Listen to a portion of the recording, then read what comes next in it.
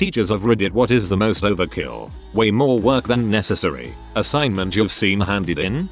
Former teacher. I used to live in Japan, and my first gig was as an English instructor. I had these two students, best friends, both housewives in their 50s, who took private lessons with me once a week. They had no legitimate reason for learning English, they were just bored. When I asked them one time why they were studying, they literally told me, "We have nothing to do." One time, we somehow got on the topic of folk stories. They brought up one I wasn't familiar with, and I was like, "Well, maybe you can tell me about it next week." Next class rolls around, and they just wordlessly head up to the front of the classroom and bring out a box of those old-time storytelling sheets, the kind where each illustrates a pivotal scene, and on the back you've got the dialogue and narration to tell the story. These two had gone through and translated everything into English, and had decided to act it out for me. Now, the story in question is Momotaro. It's about a young boy that puts together a ragtag group to go off and fight some villains. So, try to imagine two Japanese housewives in their mid-50s really getting into character as they act out the parts of a young boy, an elderly married couple, talking dogs and pheasants, and even fearsome. They went at it for like 15 minutes, and it was the best dank thing I'd ever seen. Then, at the end, they gave me the storytelling sheets and told me to always remember. Heck, yeah. Wish I could have them as a DM for Dungeons and Dragons. I had a physics teacher in HS that told us if we forgot to put the unit of measurement after a number, he would assume the unit of measurement was a furlong, which was used in horse racing or something. As he was grading papers, he came across this kid who was way off on every single question and didn't put a single unit of measurement. Turns out the kid converted every answer to furlongs and got a 100%. He went the extra furlong for that one. I was the T in a college psych class, so teacher and student I guess. The class was all student athletes in the summer. They needed to do minimum work to get the C and keep their scholarship and keep the university donors happy with their ball catching skills. They were supposed to write a paper on mental health. 5 pages. This one guy, star running back, wrote 20 pages of how his mom struggled with depression and how that changed his life and outlook. I think he started writing it and it became a cathartic experience for him. I thought he was the dumbest kid in the class when we first started. He got the only A. It is always the odd ones that surprise you. Haha. In kindergarten my son would get assigned class walk by the teacher that had something like the following directions. Draw 4 birds. So my son would draw 4 birds. Then he'd draw some clouds. Then he'd draw the ground. Then he'd draw some trees. Then he'd add nests, rocks, mountains, sometimes a river, etc. The teacher told us she was very impressed at his drawing skills and willingness to go the extra mile, but it was really tough to figure out where the 4 birds were. She didn't shame him or us. She thought it was funny, but still overkill. We have had a few conversations about this topic with him over the years, letting him know the point of that exercise was to make sure the teacher knew he understood the quantity of 4 things and could represent that. Now he completes his class walk and then turns the paper over, when it's blank on the back, and draws huge, imaginative scenes on almost every paper. I like this kid. Astronomer here. A few years back I TA'd the physics lab for pre-med students, that is, undergrads who want to be doctors. Their physics class was only algebra based instead of calc based. These labs had a little write-up which was maybe 5-6 pages max, and I told the students up front that there's no way these had to go over 10 pages, double spaced. Yeah, I then had to change the policy to start docking people who went over 10 pages, because I was getting 15-page reports. I would then get pages just shy of 10 pages, single spaced in tiny font, as if I wouldn't notice this trick and had never been a student. These were all such type A students who figured I'd be more impressed by more words, and needed to get an A in the class after all. There was also rampant cheating, but that's another story. The thing is, these reports were never good, because as I've said these labs were not that complicated. If you were that verbose it meant your writing was not concise, and that's terrible scientific writing. I kept offering help on this, but the do twice as much as the teacher requests mentality was too strong for me. I always wonder which made it to med school from that class, particularly out of the more neurotic ones. Crap like that is why all my prof said stuff like this is a 9,000 word paper. Maximum. This means I will stop reading and marking at 9,000 words. Obligatory. Not a teacher yet, but my current creative writing teacher told our class about a girl in one of her other classes. They had an assignment to write a short piece of around 500 words and one girl handed in a small binder with a 16-page, around 8k word story in it, complete with a cover page and illustrations. The teacher used this as an example of what not to do. The worst part was her saying that the content of the work wasn't actually very good. I still cringe to think about it. I once wrote all the answers on a biology test in rhyme. I was extremely arrogant and loved showing off. I'd probably punch me in the face if I met myself from 8 years ago. Found Gvoth. Buddy of mine was super into blacksmithing. In metal shop class we had to do something which applied the techniques we learned. This dude made a freaking suit of armor that he had been working on for like 4 months before he even took the class. Not a teacher, etc. High school drama class had a very laid back, fun teacher. As such, a lot of people started showing up to class late because it was right after lunch and the teacher was chill and didn't mind 5 minutes or whatever. But it started to be a problem when half the class still wasn't there 15 minutes after the bell rang. So he asked for a volunteer to find a fun way to punish people who were more than 5 minutes late. My hand shot into the air like Hermione Granger in her first potions class. The teacher said, you know, just like a spinny board or a box you draw cards out of or something. But I already had a plan. I built a wheel, like what you see at carnivals, where it spins and a pointer lands on a section. Only this was no ordinary wheel. It lit up. It made sounds. It was literally constructed out of a wooden art easel and stool top looking thing I got at Home Depot. No cheap poster board or glitter here. No sir. It took me a week. The day I brought it into school, I set it up before classes started and got to drama 10 minutes early to plug it in and test it to make sure it worked okay. Then I turned off the lights, covered it with a sheet, and waited. Once everyone was in their seats, I whipped the sheet off and flipped the switch. Everyone was freaking speechless, including the teacher. The wheel had stuff like slam poetry about Mr. Teacher do the Macarena and so forth. It was freaking awesome. Once in a while somebody would come in late just so we'd have an excuse to get the thing out. It's been 10 years, so I doubt it's still there, but you can be dang sure I'm gonna check out the reunion. Your post starts with not a student, but upon reading it your story seems to indicate otherwise. Well, I am a teacher but my students are lazy, so I will tell a story about myself. I was in a freshman level US history course that required a end of the semester paper. I had done the research for it but hadn't written anything by the night before. That night I downed a 4-pack of energy drinks and wrote a 20-page essay that I still maintain was barely long enough to answer every question they wanted answered. It was the longest essay turned in by 13 pages. Most people wrote 3 pages.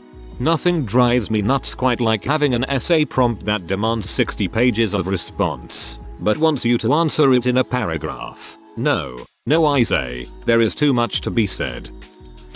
During student teaching last semester, one of the assignments my co-student teacher created was for a short story, basically just 5 paragraphs composing exposition, rising action, climax, falling action, and conclusion. One of my students turned in 9 pages of an epic. As a writer, I was thoroughly impressed. As a teacher, I was dreading sifting through 9 pages like I was Rasgulla.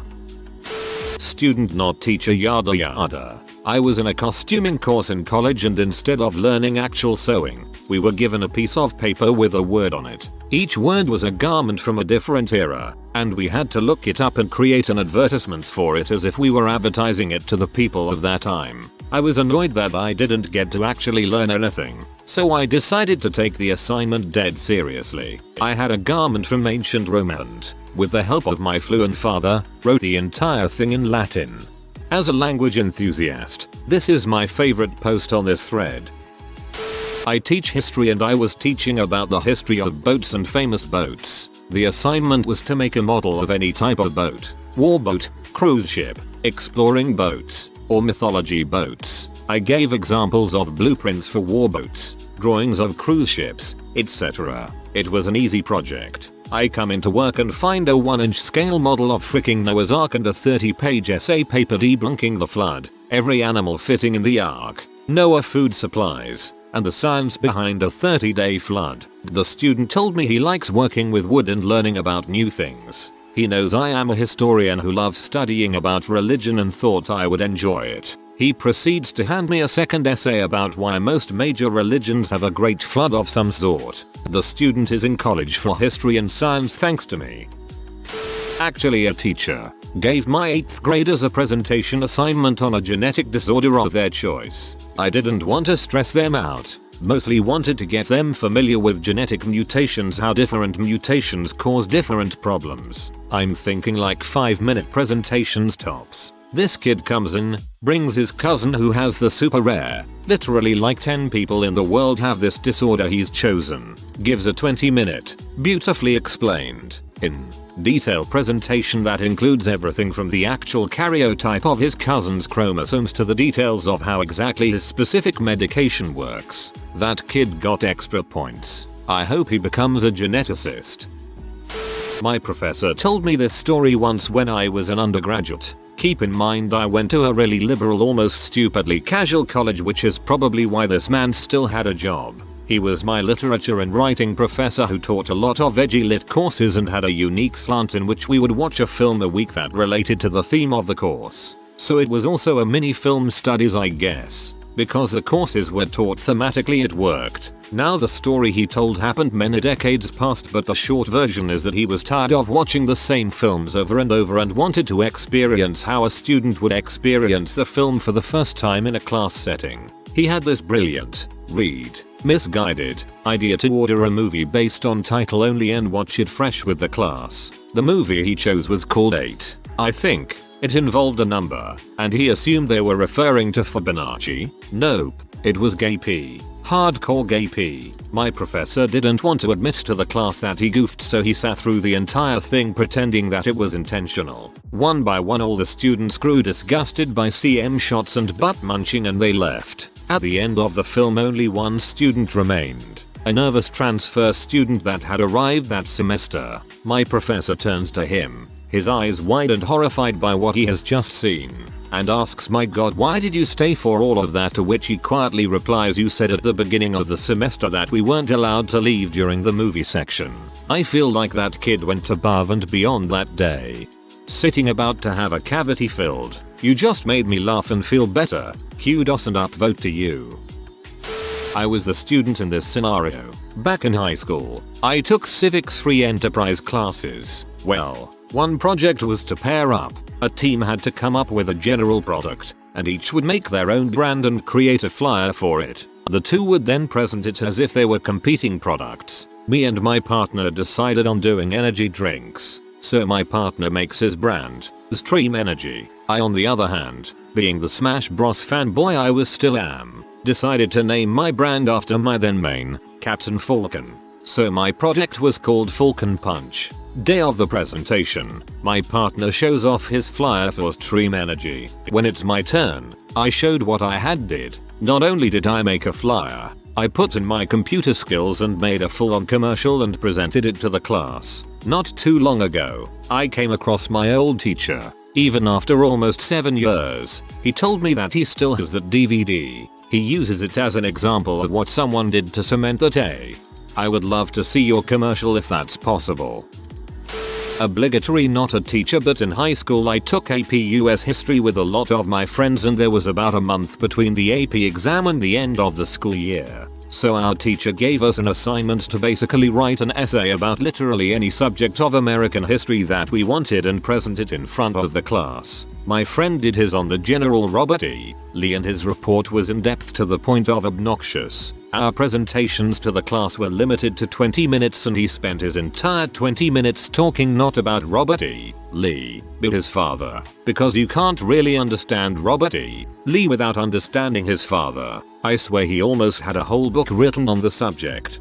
This is my favorite thing out of this whole thread. You can't really understand Robert E. Lee without understanding his father. That's just pure gold. This is about me as a student. In middle school health, there was an assignment to give a speech on the dangers of an illegal drug. This was back in the days of DARE. I was assigned marijuana. I wrote a fairly lengthy rhyming speech which was really a poem that I memorized and recited to the class. The teacher liked it so much that it was published in the school newsletter and I was asked to recite it at the next assembly in front of the entire school. I didn't even get a perfect score on the speech. The scale was out of 6 and I got 3 6s and a 5, although I can't remember what for, but I was pretty annoyed at the time. Probably because I am a terribly nervous public speaker. I was a pretty gratuitous show off in my younger years. Also, I smoke weed pretty regularly now. I assigned a culture project for AP Human Geography. I assigned 14 world regions and asked for 3 languages spoken, dominant religions, migration patterns, etc. There was some more. However, a student included in her 40-page binder, not what I was expecting, the following, among other things: money from each country in the region, packaged food from each region, and she took apart 40 musical greeting cards so that when you turned the pages it played music that would correspond with the theme of the page. Most kids just bullet pointed it. After that year I used her project to tell my new students that was the minimum for a C. And that's how we set expectations. I was the student in these scenarios, but both times I genuinely just misunderstood. The first was pretty straightforward and common. I wrote an essay instead of a paragraph. Ended up paying off though because that teacher loved me after that. The second scenario was in science class. We were given an assignment to do a project on an element. Options for projects included posters, slideshows, and newspaper articles. Stuff like that. Another option was a short story, which ended up meaning just a few paragraphs. I didn't know that, however, so I made an entire children's book about gold. I made gold a character, wrote it, illustrated it, everything. It ended up being about 15 pages in total. My teacher actually told me I should send it somewhere to get it published, but I never ended up doing it and I have no idea where the book is now. Which is a shame, because I spent a ridiculous amount of time on it. There is a great lost children's story about gold out there somewhere, lost in the ether, never to grace the eyes and ears of young children everywhere. Obligatory, not a teacher. I was the student. In math class 1 everyone was acting out and talking. This was like 11 years old. The teacher got super P and set us homework of every question in the entire chapter of a textbook we'd just started on. As I was at a new school I was terrified of being the only one not to do the homework, so I went home and tried it all that night. It probably took me about 8 hours straight. When I handed the homework in the next day I apologized that I didn't really understand the last few sets of questions and probably got them wrong. But I'd given it my best effort. Honestly think the teacher was just embarrassed I'd attempted it. After that he was always kinda nice to me though. Don't think anyone else even attempted the homework and the teacher didn't mention it again. In it, our teacher had us present a chapter from the European history textbook as a group assignment. My friends and I wrote and performed a 5-song rock opera about Peter the Great. Many as we had. I want this. I want it badly. It could be the next Hamilton.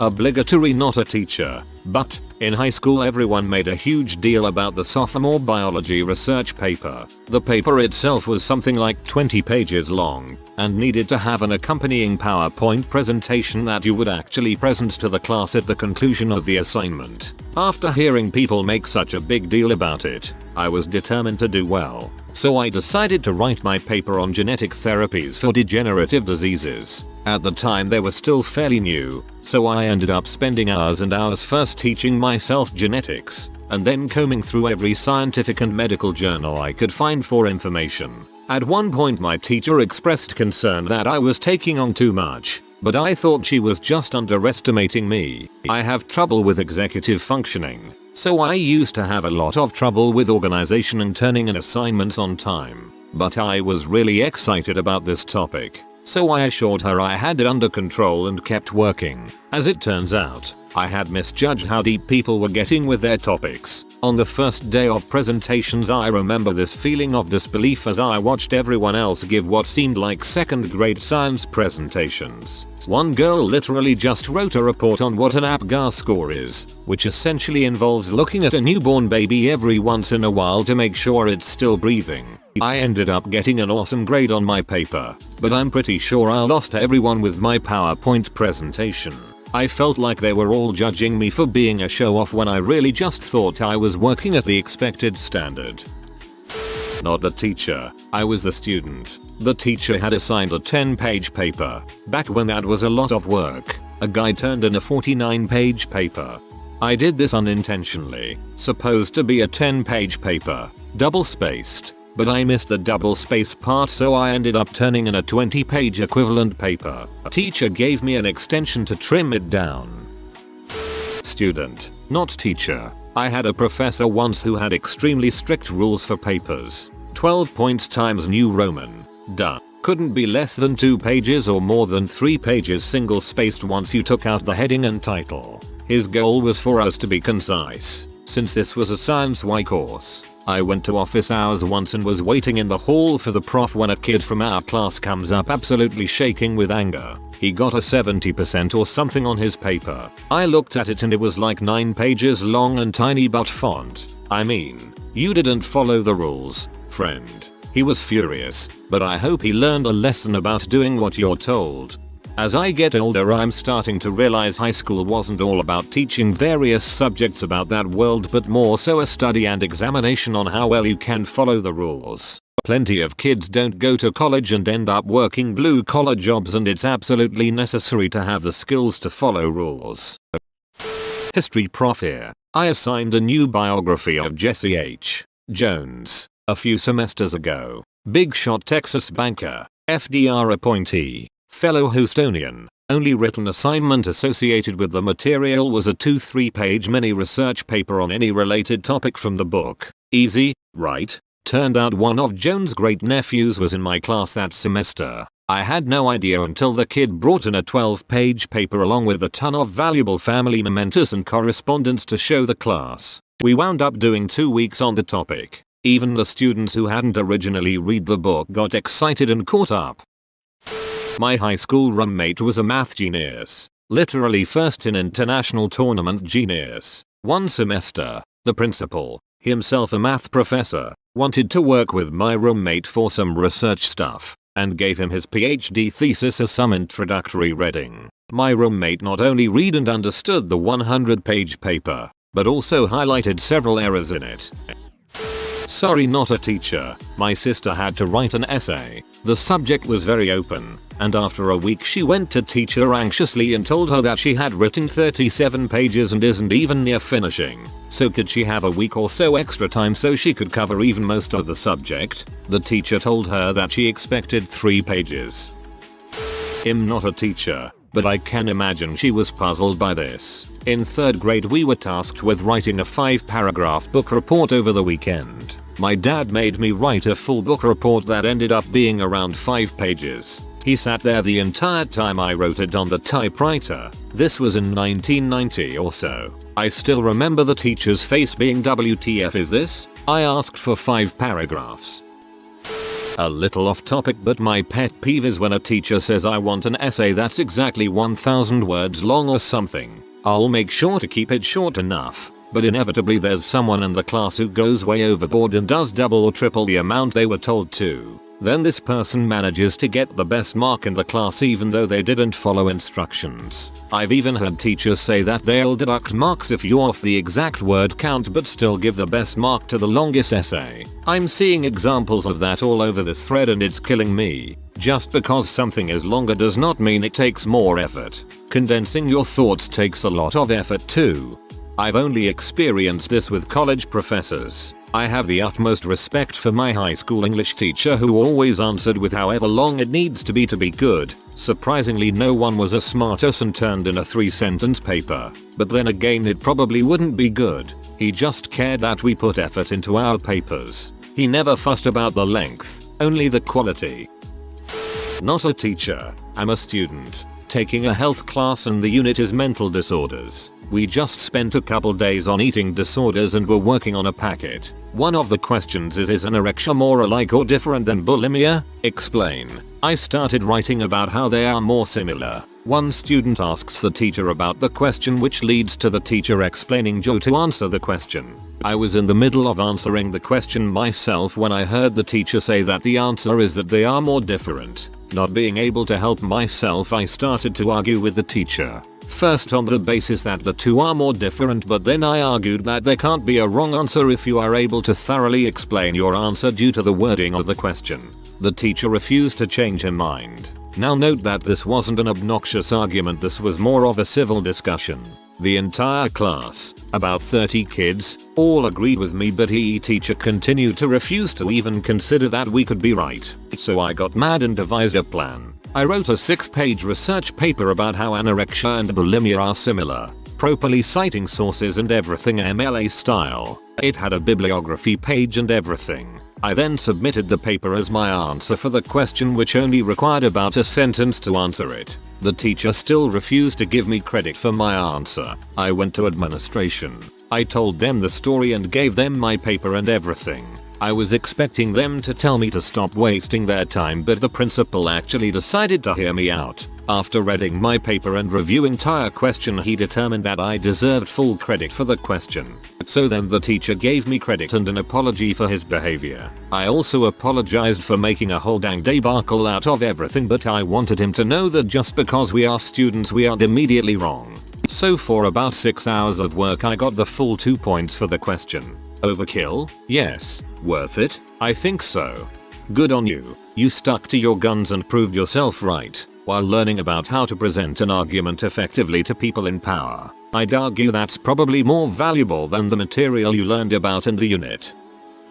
Once again, not a teacher, but in 4th grade we had a book report type assignment and we had to make a visual aid. Most people made pictures or models made from sticks and craft supplies, but my best friend, at the time, made a full-on working fountain. I'm pretty sure his dad was in the mafia and my friend did absolutely none of the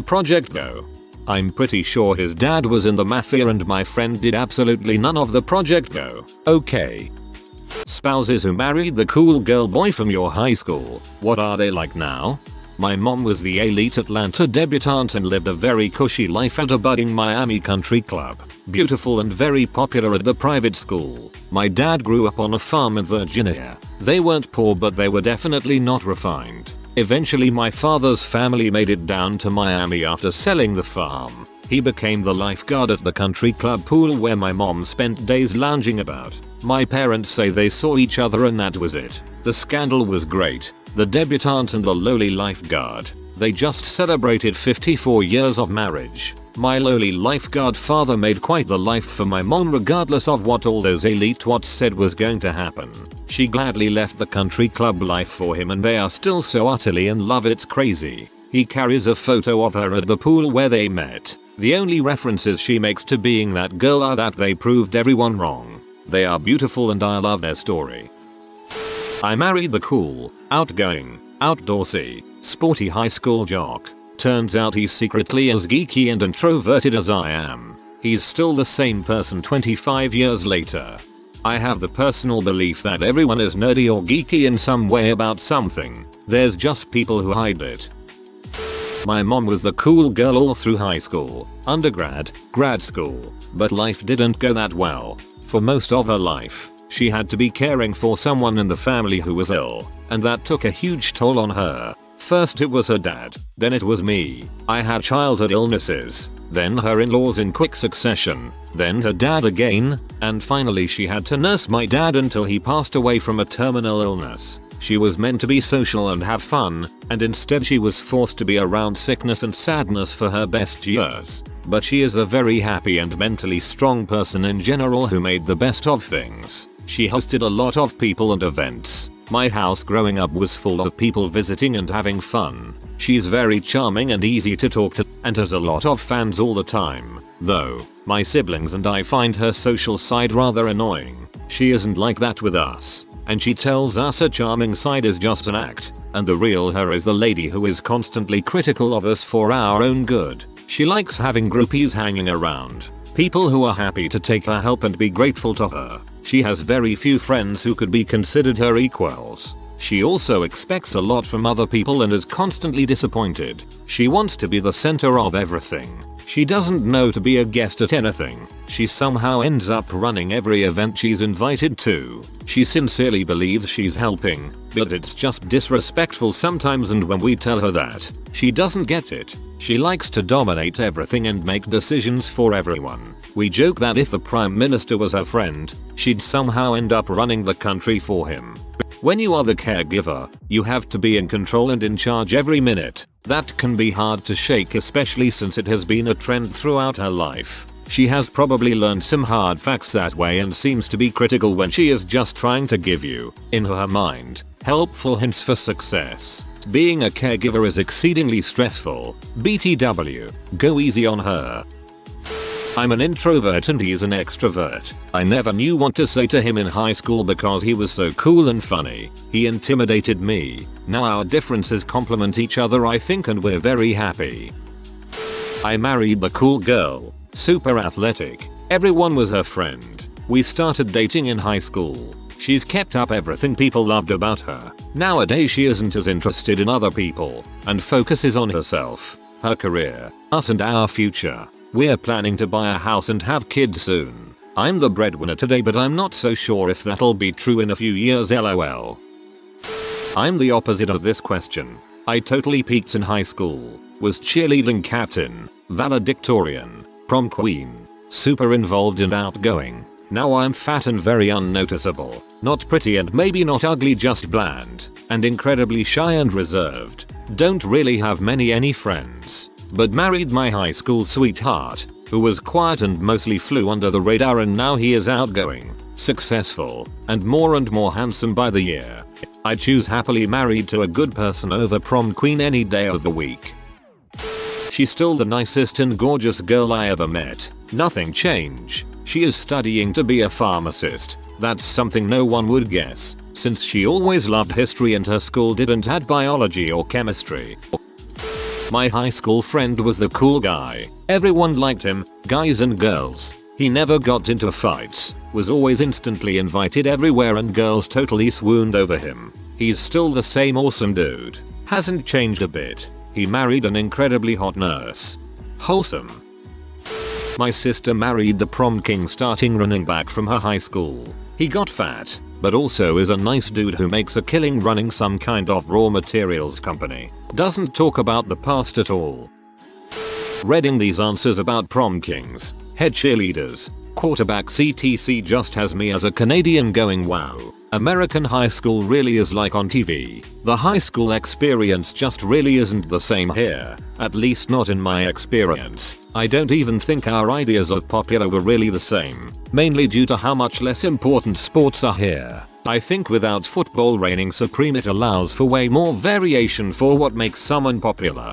Exactly my thought. I am from Luxembourg and here in school there isn't even the concept of the popular kid. I always thought the high schools in America were exaggerating how it is, but it seems to actually be, mostly, this wild. Maybe some American here can clarify how much of the movies is actually true.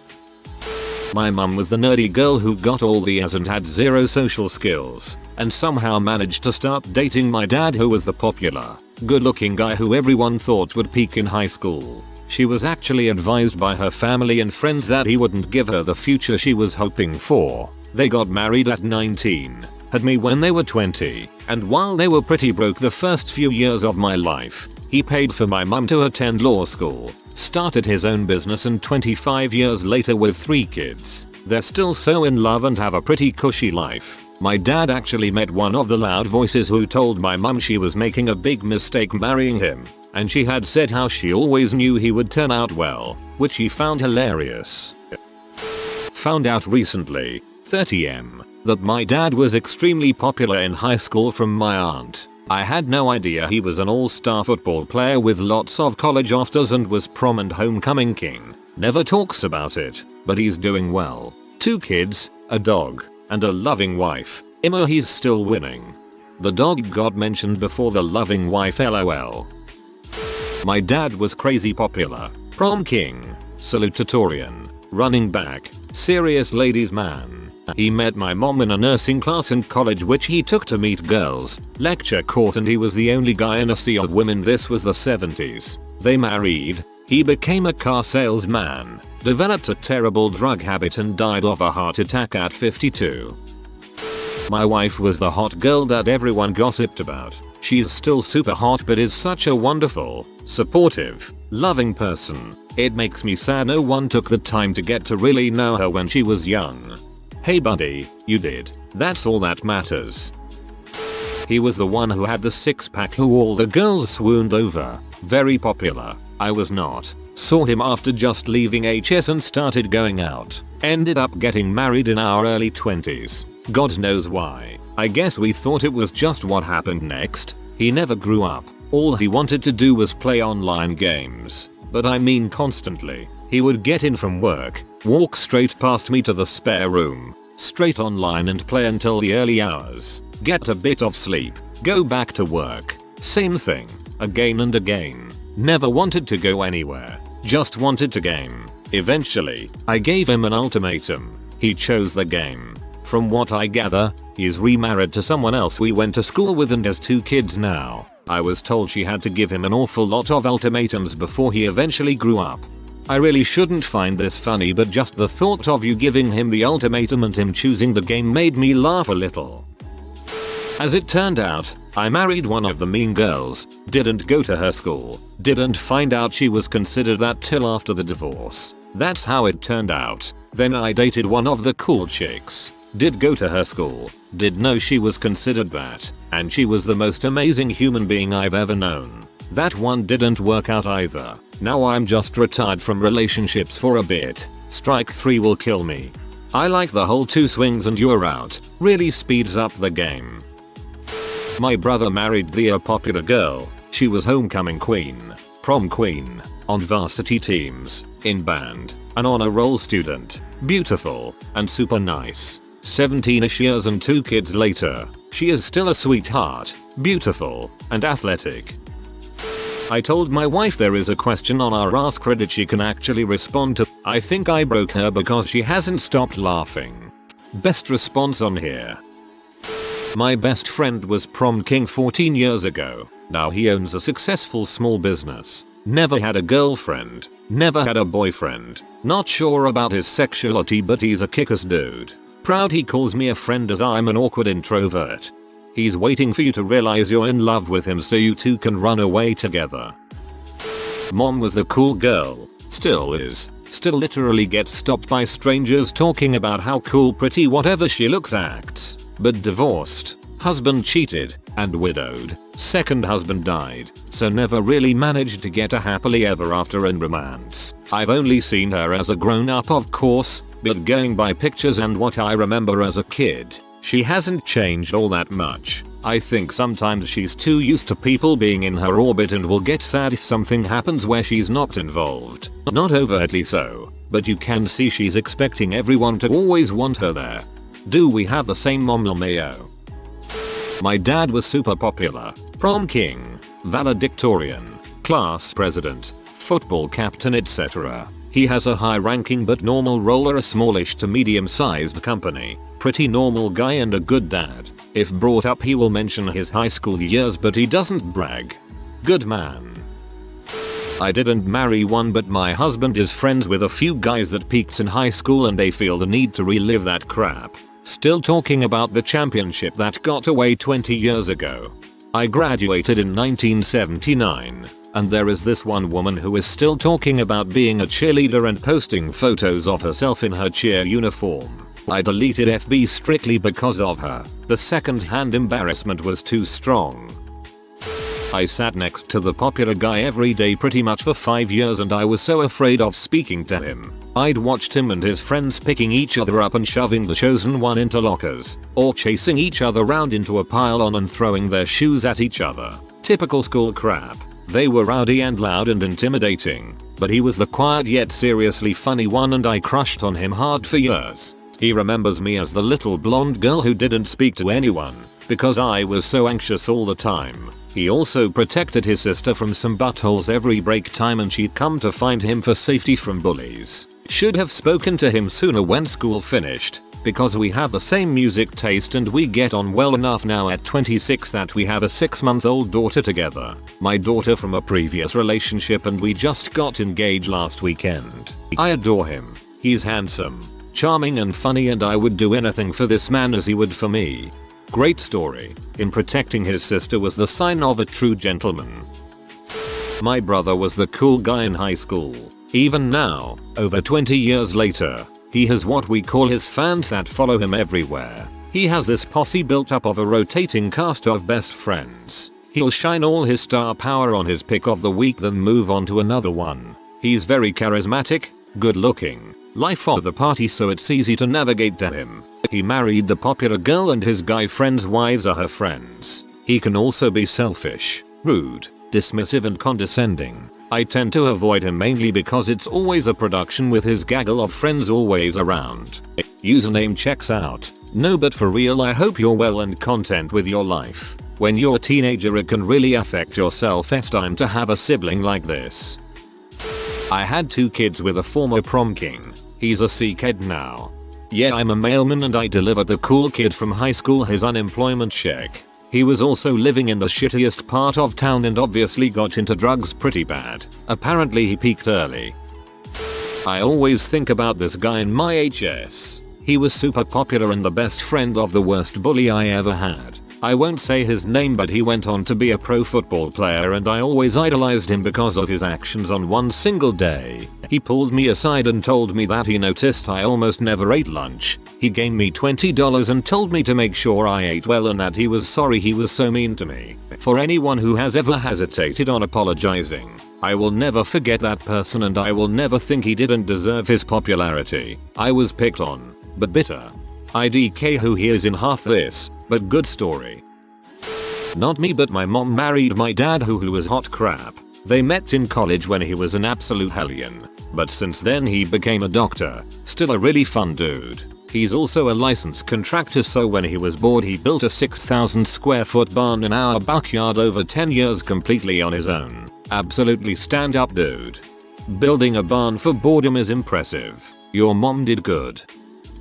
Not sure if he was necessarily cool, but my dad was prefect and head boy of his school, got along nicely with everyone and was responsible. They didn't have prom there, so that was the highest honor you could probably get. Worked hard and all and had his classmates help to tutor him. His grades didn't end up great because he came in late to school once and got after school detentions. He would go home late and finish homework overnight, then get up at the crack of dawn to wash his father's butt and be late to school again, more detentions. He dropped out and transferred to another school. Now he's a retired policeman who is working in security to send me and my siblings to school. Does his best still. In my mom's view he's still handsome and she calls him a multitude of cutesy nicknames that he pretends to hate. Life is always as tough as normal, but he keeps going. That he pretends to hate. LOL. This is real love. Fell in love after we met couple of years after graduation. She used to be the cool girl and I was the quiet introvert. Found out apart from being cool, she was also a very loving person. Married her. She gave meaning and purpose to my life. I can get through life only with her beside me. She is still as cool and as hot-headed as she was. Quick to battle anyone and everyone, if she thinks they are wrong. To my dismay. I married the homecoming queen, head cheerleader, and star basketball player. Yes, just one person. At 50, she's still stunning with an amazing drive. We're partners in real estate sales, and she's the engine that keeps our team successful. I just keep trying to not frick it up. I married one of our high school sweethearts. We started dating there in the late 70s. A girl everyone loved. Long straight hair down to her rear end. Smiled all the time. Always in the beauty contestant shows and always generous and friendly. Fast forward to now and she is still good looking and does not look her age of 60. Great mother and grandmother and still as good a person now as she was when I met her in 77. IDKY, it always catches me off guard when I read something and it's not from a 30 something. I think I visualize older. You're not old by any means. I just mean older than 30, as being too kind and wholesome for a dit LOL. I hate to be the one that bursts everyone's bubble, but my husband was the good-looking athletic guy with a great sense of humor that all of the girls adored. I was the petite blue-eyed blonde cheerleader that he chased for all 4 years in high school. We ended up getting together after high school graduation and were engaged 6 months later. I should have kept running from him like I did in school. He's now an addict who is verbally and emotionally abusive. He's a compulsive liar and he's stolen prescription medication from me to get high. He's very jealous and has accused me of having an affair with every male I've ever worked with, all without any merit whatsoever. It got so bad at one point that he told me I needed to quit my job and stay home with my son. Then he criticized me for not having a job. I teach high school English, and he is jealous of my male students because he claims he sees the way they watch me and look at me. He's made my life heck. He criticizes and ridicules me for being a diabetic, saying he never intended to marry a cripple, which is hardly the case. I'm happy to say that he'll be getting served with divorce papers very soon. God help the woman who takes my place because he can't do anything for himself. He's never paid a bill, made his own doctor appointments, etc. He's exhausting. He's also that guy who likes to tell our son what a stud he was in school and how he eventually got the girl he wanted while dating. He portrayed himself to be the man he thought I would see as husband material. However, I quickly saw it was all an act shortly after we married. If I had it to do over, I would have left the country to avoid him. The only good thing to come out of our marriage is my son. I'm sorry that my story was a nightmare in the bunch. I'm just keeping it real. I don't know the details of your relationship or anything, but I hope you're able to stay safe when you break the news to him. I have a friend who was the victim of a murder-suicide attempt. Husband died, wife survived, because she finally decided to leave him over his abuse. Didn't marry her but we dated for a bit. She moved to Arizona for college, stayed there then became a firefighter, came out as gay and married a woman. We lost touch but she seems happy. You had me in the first half. I married the student council president prom king. He jokes that he peaked in high school, graduated 20 years ago. He dropped out of 3 colleges and hasn't found a career path he is passionate about. He hates his job, but he's actually really good at it. He's kind of trapped in it because it would be incredibly difficult for him to find a new job without a degree. He's a good husband. He's an amazing father. He struggles with anxiety and some depression, a lot of self-doubt. He's incredibly social and the pandemic hit hard. He's put on weight and hates his body. He admits that he worries about what other people think of him and wants people to like him. He's introspective and wants to be a better person, but anxiety gets in the way sometimes. He married a theater nerd lol, but we didn't meet until college. I felt a little intimidated by his popular past, but he's very down to earth. I married the popular guy. We didn't go to the same schools, or even in the same city but met when we were 30. Extremely charismatic and likable. Also used to having everything handed to him and done for him. He constantly spoke about how prior to me, he always was with hot girls and that he basically settled for me. I know I'm pretty but I'm also overweight. He didn't seem to realize that while he was in shape in high school from playing sports, he ballooned up as an adult. We divorced earlier this year. He's already living with potential wife number 3 and me and his first wife have bonded over how terrible he treats his spouses. Yep. He's 35 and working on wife number 3, but he doesn't think he has behavior that needs to change because he spent his whole life hearing he was the best. That's sad. Glory days applies specifically to him. I prefer my life. High school was meh, but each year got better and better. At 50, things are going well. Great wife and kids. My brother was the cool kid in his grade which extra annoyed me because I was a year older and a lot of my friends asked about him. He felt a lot of pressure to stay the coolest kid so he made a lot of crappy choices because doing blow is what the cool kids are doing, I guess. He went to rehab by the time he was 16. He pretty much threw his life away after that and has been in and out of jail and prison since then, 16 years later. Peer pressure is a heck of a drug. Bald, beer belly, penis not working optimally, but he is a dedicated dad and treats me with respect, has never cheated, so I'm happy. Good job with perfectly decent income. We are not rich but don't have any debt or financial woes. He is very responsible overall. I love the honesty and I hate the negativity that comes with the term settled, and in no way do I mean it negatively, but it sounds like you two have settled, snuggled into a really good life. I was a cool girl in high school, marrying the cool guy from a neighboring high school. Homecoming queen and cheer captain marrying Mr. Popular prom king. We're incredibly boring now. No college degrees. I work 2 jobs. He cleans for the school district, but we're happy with it. We have an easy routine. Pay the bills. Raise 2 beautiful kids together. Life is good, for the most part. Not married but been with the class clown of a different high school for 7 years. I moved towns to live with him and people still stop him in public. They can't believe he has a girlfriend, 2 kids and another on the way. They all retell a story about something happening in school and how funny, crazy, outrageous it was. He's actually had an autism diagnosis as an adult, which explains a lot of his weird behavior. Husband and I went to different schools in different areas of the state. I guess he was kind of the cool bad boy of his school. While I did not know him during that time, I can tell you that we have been together for 24 years and he is the most wonderful husband and father. I think he was grossly misunderstood back then and would love to tell those teachers who basically said he would be nothing off.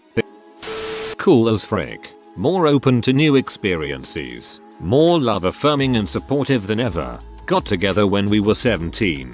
We've been together 12 years. Dated a popular class clown out of high school. Got pregnant. He is and was a pretty big deadbeat. Ended up marrying a nerd a few grades above me years later. We have 2 more kids and he is an amazing dad to all 3 of the kids. He is also a goddamn snack and a half. Been together for a decade. Over the years I have worked with class clowns. They are deep down pretty lonely. I was the prom king. I was a starting athlete in many team sports. I was also ironically barely connected socially to my class and spent a lot of time gaming and eating. I am divorced, fat and play competitive MTG. My ex probably doesn't give a crap about me being the prom king. She probably talked about you in this sub lol. My husband was in the popular crowd in our small high school. He was quiet, super hot, and had lots of friends. I had the hugest crush on him all throughout high school but was way too intimidated to talk to him in class. It wasn't until 3 or 4 years after graduation when I first started talking to him at the local grocery store where we worked together. He was still way too cool then with his long dark hair and all. He had dropped out of community college and was just working at the store. Now, I'm not saying it was all me, but after we started dating, he did go back and get a degree and finally quit the grocery store life. He has a really nice lab job and enjoys it. We've been married for 6 years together, 13, and we have 2 kids. I think it's so funny now because I thought he was so cool in school, but the real guy is this down to earth LOTO nerd, which is totally awesome. Chaperones of middle school dances. What's the most shocking thing you've witnessed? Middle school teacher here. My personal favorite is always the group of boys in the corner sitting on the ground playing Yu-Gi-Oh. That might have been my boyfriend. Not particularly bad, but we had a boy in the grade above me who was a total Casanova. Every dance in middle school he had to find a new girl to make out with. Sloppily and in front of everyone. One time his mom decided to chaperone and he still went to Mactown with a girl. I'll never forget the look on his face when she was dragging him out by his ear. When I was 16, my mom tried to get me to date her friend's daughter. I told her I had a girlfriend. My mom said, well, you can have her on the side then. My mom is not the paragon of morality. I looked after a year 8 dance. It was at my school, all girls school, and we invited their brother school. The girls were all flattered that the boys were asking for their numbers. Turns out the boys were told by a teacher that they would get a lollipop for every number they got. Classic 12-year-olds want candy more than girls. Plot twist, the teacher collected all the numbers. My English teacher in 10th grade, who's as old as dirt, literally taught the same class to my father 35 years prior, saw 2 freshmen, girl with her dress up, guy with his pants undone, having sex in the middle of the dance floor at my homecoming. Not the usual the way you kids dance today makes me sick, but she said she was surprised that someone that stupid was at least wearing a condom. At my high school there was a couple that cut a hole in a dress and did it in public at prom. Nothing really happened at my middle school though aside from tons of growing weed on campus though. We had a spring dance at our high school that had a very nightclub vibe. My English teacher was new to the school. He was really young and volunteered to be a chaperone. That Monday in class he looked pretty horrified and decided to get real with us. He said he had never seen such behavior, grinding, kissing, touching, etc. And he would go to actual nightclubs with adults. He was just shocked. He never chaperoned ever again. Yeah, I am not surprised. Adults have their own living spaces to get back to. Teenagers don't so much.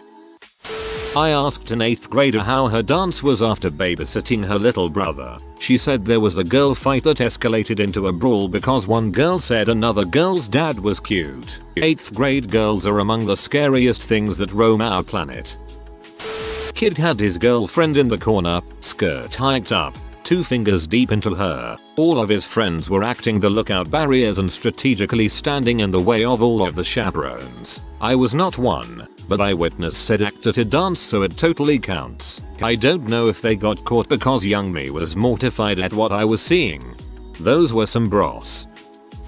Turning the thread around a bit, my school wasn't allowed to take senior class trips because on a previous trip, the teachers and chaperones got drunk and started the hotel on fire. This is my favorite. I wasn't a chaperone, but I literally saw a girl getting hardcore fingered in the bus by some other 12-year-old boy. Couldn't believe it. It was during a slow dance, and folks say romance is dead. My little cousin had a dance party in her parents' game room. Had a disco ball, pizza, drinks, a real DJ, all that jazz. I was one of the chaperones and we kept a great eye on everything. We were paying attention to who went to the bathroom and how long. Nobody was allowed out of the game room without supervision. We did not leave them unmatched, not even for 1 minute. 2 months later, my cousin, the little cousin's mom, calls me to say that she has some parents very angry at her because their daughter is pregnant and says it happened at our party. The little boy told his mom and also said it happened at our party. All the other kids at the party are contacted and sure enough, they all claim these kids had sex at the party. How? When? These are questions that will haunt me till I die. How can little kids have sex like ninjas? How? The DJ was having 8th grade girls climb up on the stage to dance with him, and by dance I mean grind. I was screaming at them to get off the stage and at him for being a perv. What the fuck man? Not a chaperone, but a girl at my school was caught having sex with a parent at the dance who was chaperoning. It was in the news. Nasty stuff. In this specific situation I would say that it was the dad who got caught. Not middle school, but a good memory. I went to an all-boys Catholic high school which was run by an order of brothers. One of the brothers, in his 60s, would chaperone some of the dances at which girls came from surrounding towns. One time a friend and I caught him staring at a group of scantily dressed girls in awe of their provocative attire. We jokingly asked, "Brother, what are you staring at?" To which he replied, "Just because I'm fasting doesn't mean I can't look at the menu." He was a funny guy. I too go to an all-guys school run by an order of brothers, and this sounds like something one of them would do. Not exactly the prompt, but related. My middle school had to indefinitely cancel the band's semi-annual fundraising spaghetti dinners after 2 couples were caught fricking in the bathroom at the fall dinner. Both girls got pregnant. We were in the 8th grade. I would not have wanted to be the chaperone on that one. You know the fricked up part? One of those girls missed her 7th grade year cause she got preggo in the 6th grade. Screwston pride. One of those girls missed her 7th grade year cause she got preggo in the 6th grade. What the actual frick?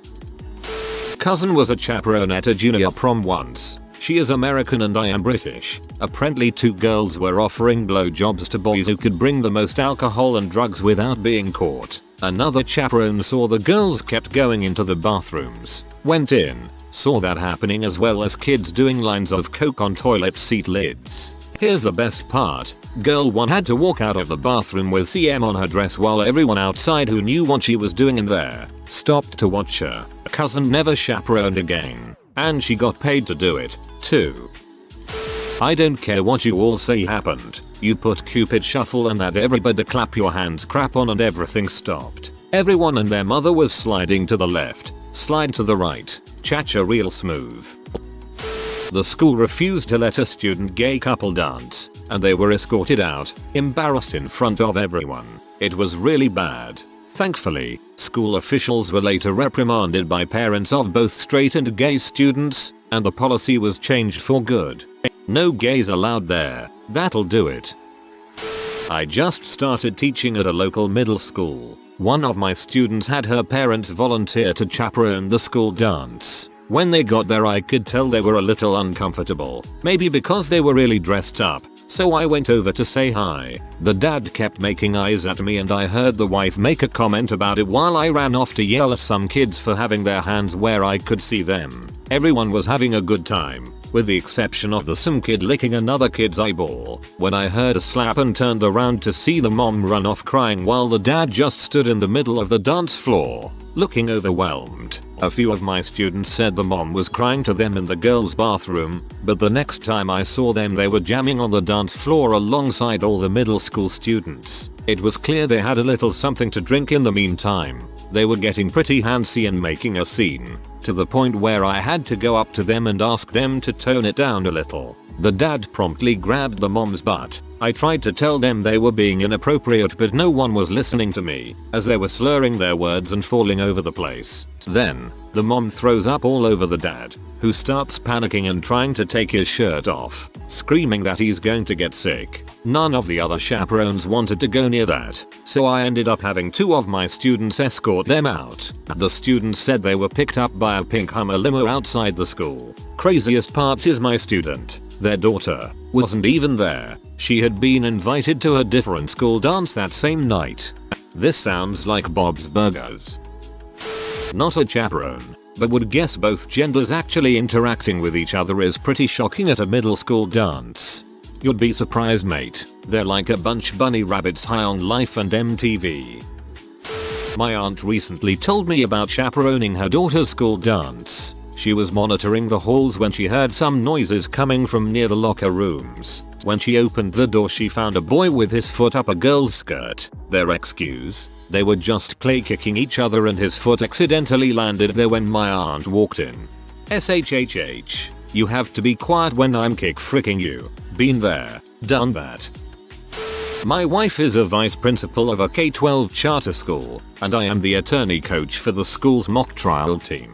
I was chaperoning a middle school dance with her, and things are going fine. The kids are dancing, the DJ is playing appropriate music, kids are eating pizza, and there are no bathroom shenanigans. I'm standing in the corner of the auditorium looking out over the crowd of kids when I catch a glimpse out of the corner of my eye. There was an incredibly mentally disabled girl twerking directly behind me with her butt inches from me. I have no idea how long she had been doing that, but I quickly walked over to the other faculty and asked a female teacher to go stand with her and make sure she behaves appropriately. I spent the rest of the night trying to figure out if we were going to get sued. It freaked the heck out of me.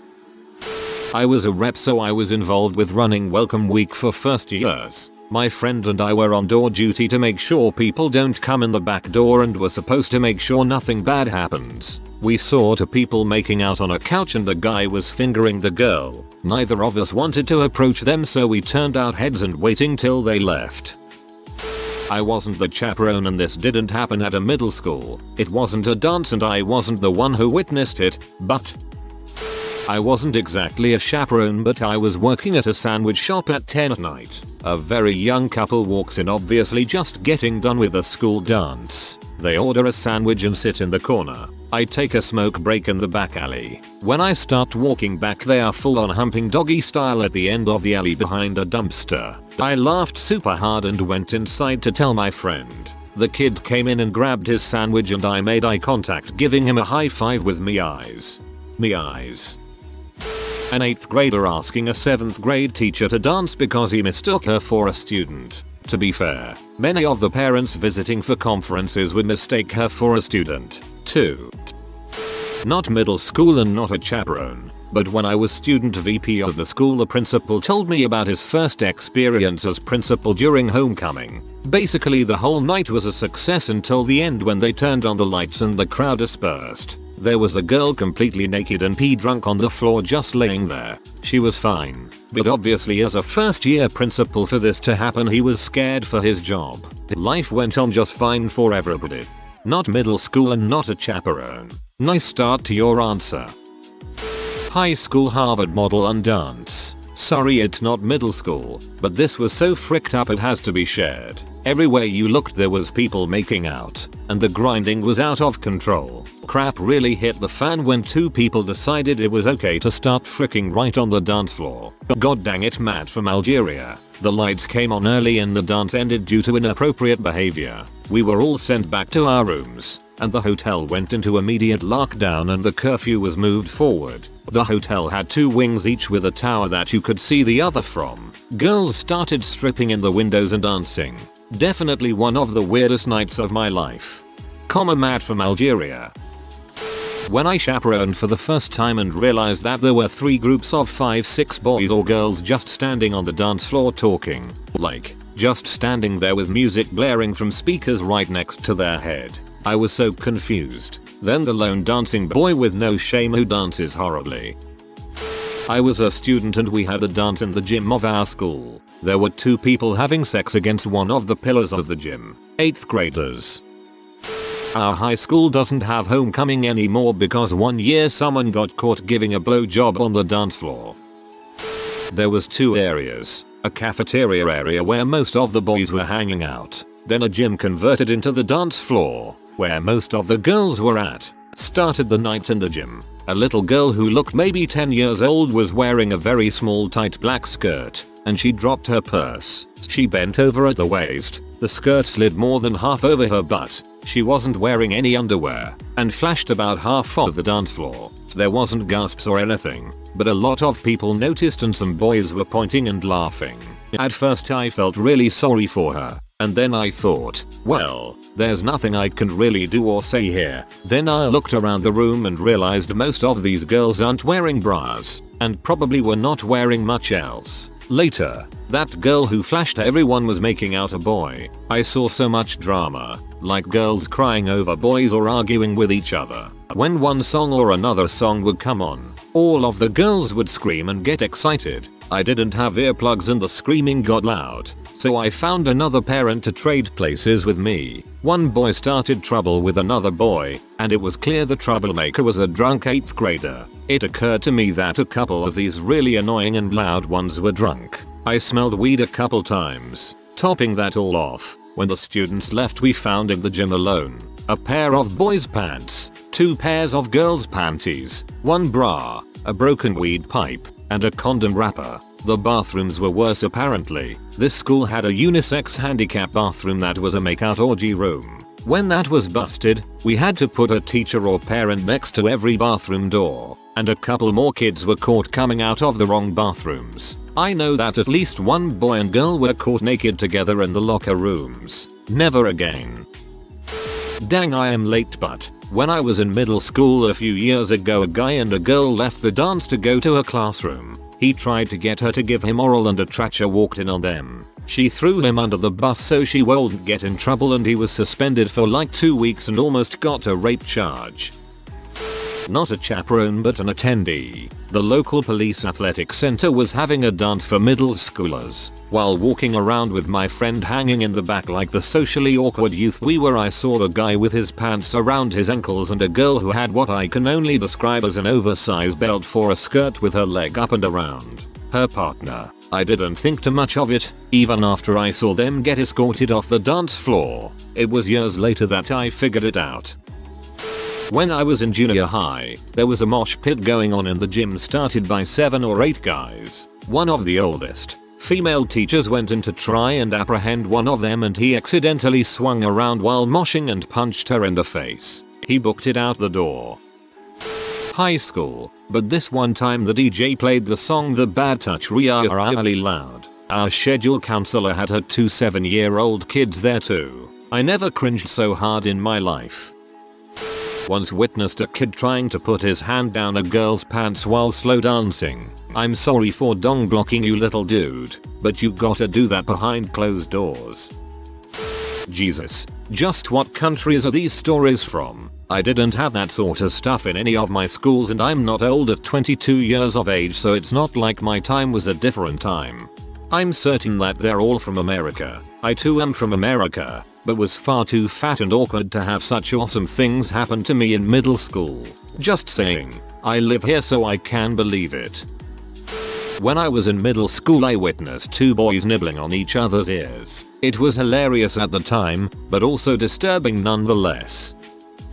DJ here. I feel so dirty playing tunes and the kids dance dirty. I once witnessed an 8th grader kid with his hand up this girl's dress holding her butt while dancing.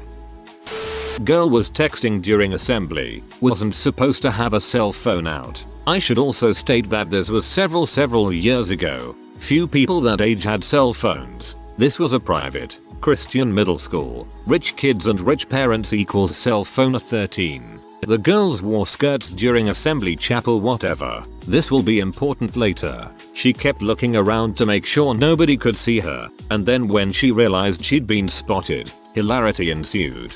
She took her tiny, foldable, flip phone and inserted it into her hoo-ha. Thanks to the skirt. Easy access, I suppose. Seeing as this was incredibly obvious, she was escorted to the office. She was the talk of the town for like 3 days. I never followed up. Willful ignorance. Not a chaperone, but I was attending a dance a while back in 6th grade. Some kid with a mental illness grabbed a girl's crotch. She was crying the rest of the night. Teachers of Reddit. What is the worst parent conference you've ever had? First IEP meeting. It was a 30-day. Parents never signed last year, so we had 30 days to hold a new one at the start of the year. I was hired 2 weeks after the start of the year, so I had 2 weeks to learn about practical teaching, the ins and outs of the district, learn my students, and adjust to staff. It was a due process case. 15 people in the meeting. Multiple lawyers and child advocates. And I haven't even known your kid for 2 weeks and this mom was attacking me. I hate IEP meetings because of this experience. I was an intern, so I wasn't even fully credentialed. This parent was literally arguing over semicolons in the IEP document and wanted 3.6 more minutes of inclusion on collaboration days. I really wanted to say, you're holding your kid back. Stop. I currently have a parent like this. She is insane and looking for a reason to sue the school. Fortunately, my principal and special ed director are smart, tough cookers, and they back the case manager and me 100%. Well, this year I had a parent say in front of their kid that they were too tired to be a parent. They had older kids and were just too tired now. B. You shoulda been too tired to take that dong 10 years ago. A dad brought his 7th grade daughter with him to the conference to get validations on a lie she had told him. I called her out on it, and his response was to reach into his jacket, pull out a thick wooden stick and attempt to strike her with it. I shot my hand out and took the blow, and the pain went down my arm and into the right side of my body. The girl never even flinched when she was about to get hit. Explained a lot. Taught a 6th grade class where the boy told us, myself, the teacher, and the principal, that his dad told him that he didn't have to listen to me because men don't listen to women. Fast forward to the conference. Dad in a room with me, assistant principal and principal, all women, and dad looked the principal in her eyes and confirmed it. He said that he taught him how to be a man and men don't take directions from women ever. That meeting was effectively over at that point. Kid ended up later getting kicked out and sent to an alternative school for reasons that probably could have been corrected had some bozo allowed us to do our job and not limited us to our sex. Another teacher and I had requested a conference for a girl who was flunking largely due to missing work and a ton of absences. The daughter had missed my class that day because she was sick but had checked into school around lunch, so she was the first one to the conference. She was looking pretty green around the gills and I noticed that she had a stamp on her wrist with the name of a local bar club. The more I talked to her, the more I realized she was still pretty hungover. Dad shows up and I could see he was already very angry and frustrated that he has been called in. I liked her, but this kid was a mess in general. She partied hard, slept around, didn't think ahead, and made really stupid choices. She was smart and pretty, but she was silly, had no discipline, and her insecurities had her in a chokehold. I always start and end a conference with the students' strengths to try to sandwich the criticism with positivity. It didn't help. Within minutes he's yelling at her for missing so much school, for being lazy, being no help at the house, and for her bad grades. She started yelling back at him for not trusting her more. She was studying at her friend's last night. It's not her fault she threw up this morning. He was a monster and a mean dad. It was horrible but impressive in scale. The culmination was the two of them full on screaming at each other across the table. "You are the reason mom left." "No, you are the reason mom left." Apparently, the mom had run off with another woman and moved across the country and left the dad with 5 kids. Start to finish, the conference wasn't longer than 10 minutes and I was sitting there in stunned silence for half of it. Not a teacher, but my mom is. Apparently a student had sent fake emails allowing them to just not come to class sometimes. The parent was shocked. As I'm explaining to the mom why her son got a low grade in first grade art, she is sullenly staring at the floor. Meanwhile her 3 other children are tearing apart my room. I had to interrupt myself to ask them to stop several times and she still stood there oblivious and ultimately was confused and in denial by my explanation. Had 2 parents come in. I began talking about their student and they told me they weren't interested in that. They told me that my teaching style didn't work with their student's learning style. They just started talking about all the things their student has complained about and what I should be doing different. They ended by saying that they had 3 more teachers they had to talk to about the same thing. Took everything I had to come from saying if all the teachers are wrong, maybe it's the student's fault.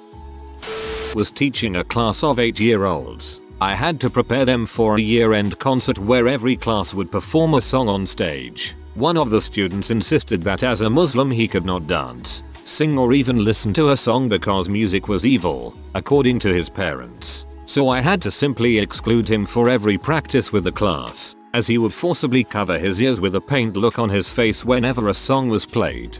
Bear in mind that he was only 8, so it looked incredibly fake. So I would just make him sit outside class while he sang Islamic songs to himself, trying to drown out our music. It was terribly odd. So parent-teacher meetings roll around and I brought this matter up with his dad. His dad insisted that his son was lying and that they had never discouraged him from music, saying that it was the son's choice. Sure bro, expecting an 8-year-old to make a decision based on something you said was evil seems legit. The father then tries to patronize me, saying that he will try to bring his son for the concert if he has time. Of course by now I know he's just some weirdo who was trying to indoctrinate his son, so I just wave it off as balls. For the record, I had 2 Muslim co-workers and some other Muslim students who had no issue with practicing performing the songs. A 15-year-old student of mine acted quite unmotivated during class. She talked to the girl sitting next to her during instructions, never made any class walk in or out of class and responded very rude to any kind of correction. During one class she decided to, very demonstratively, rip one of the exercises I made into tiny little shreds. I asked her to stay after class. She wasn't cooperating whatsoever. In her opinion, there was nothing wrong with her actions. A couple of days later her parents visited school. I collected all her things, including the shredded exercise. I tried to steer the conversation in a concerned but solution-headed direction. I expected her parents to be at least concerned about the situation as well. Instead, they accused me of creating a hostile environment. It was 3 against 1 during the whole conversation. There was absolutely no reason to it. After 30 minutes, I was left feeling completely drained. A couple of days later her mother contacted her daughter's mentor. We had another conversation. In the end, she was allowed a seat near the exit so she could flee whenever I created a hostile atmosphere. She doesn't need a mentor, she needs a therapist. Beginning of the year 2 parents asked to have a quick informal meeting with all their son's teachers so they can introduce themselves and meet everyone. We agree. Parents come in with a clipboard and lengthy list of how they expect their son to be treated. We were held hostage while they yelled at us for an hour. My AP released us but she was stuck for another hour with them. We ended up calling her over the intercom to get her out. In my first year of teaching, I was working with a kid and threw a piece of paper toward the recycling bin and missed it. I asked another girl in the room to toss it in the bin for me so that I wouldn't have to interrupt working with kid 1. Went back to work and thought nothing of it. At the end of the day, I was called to the main office. She and her mother were there demanding to the principal that I be punished for making her take out my trash. This was in the days before cell phones. I have no idea how she got there that quickly. The principal kicked her out of his office and reminded me to be careful of lunatics. As an untenured rookie, it was terrifying.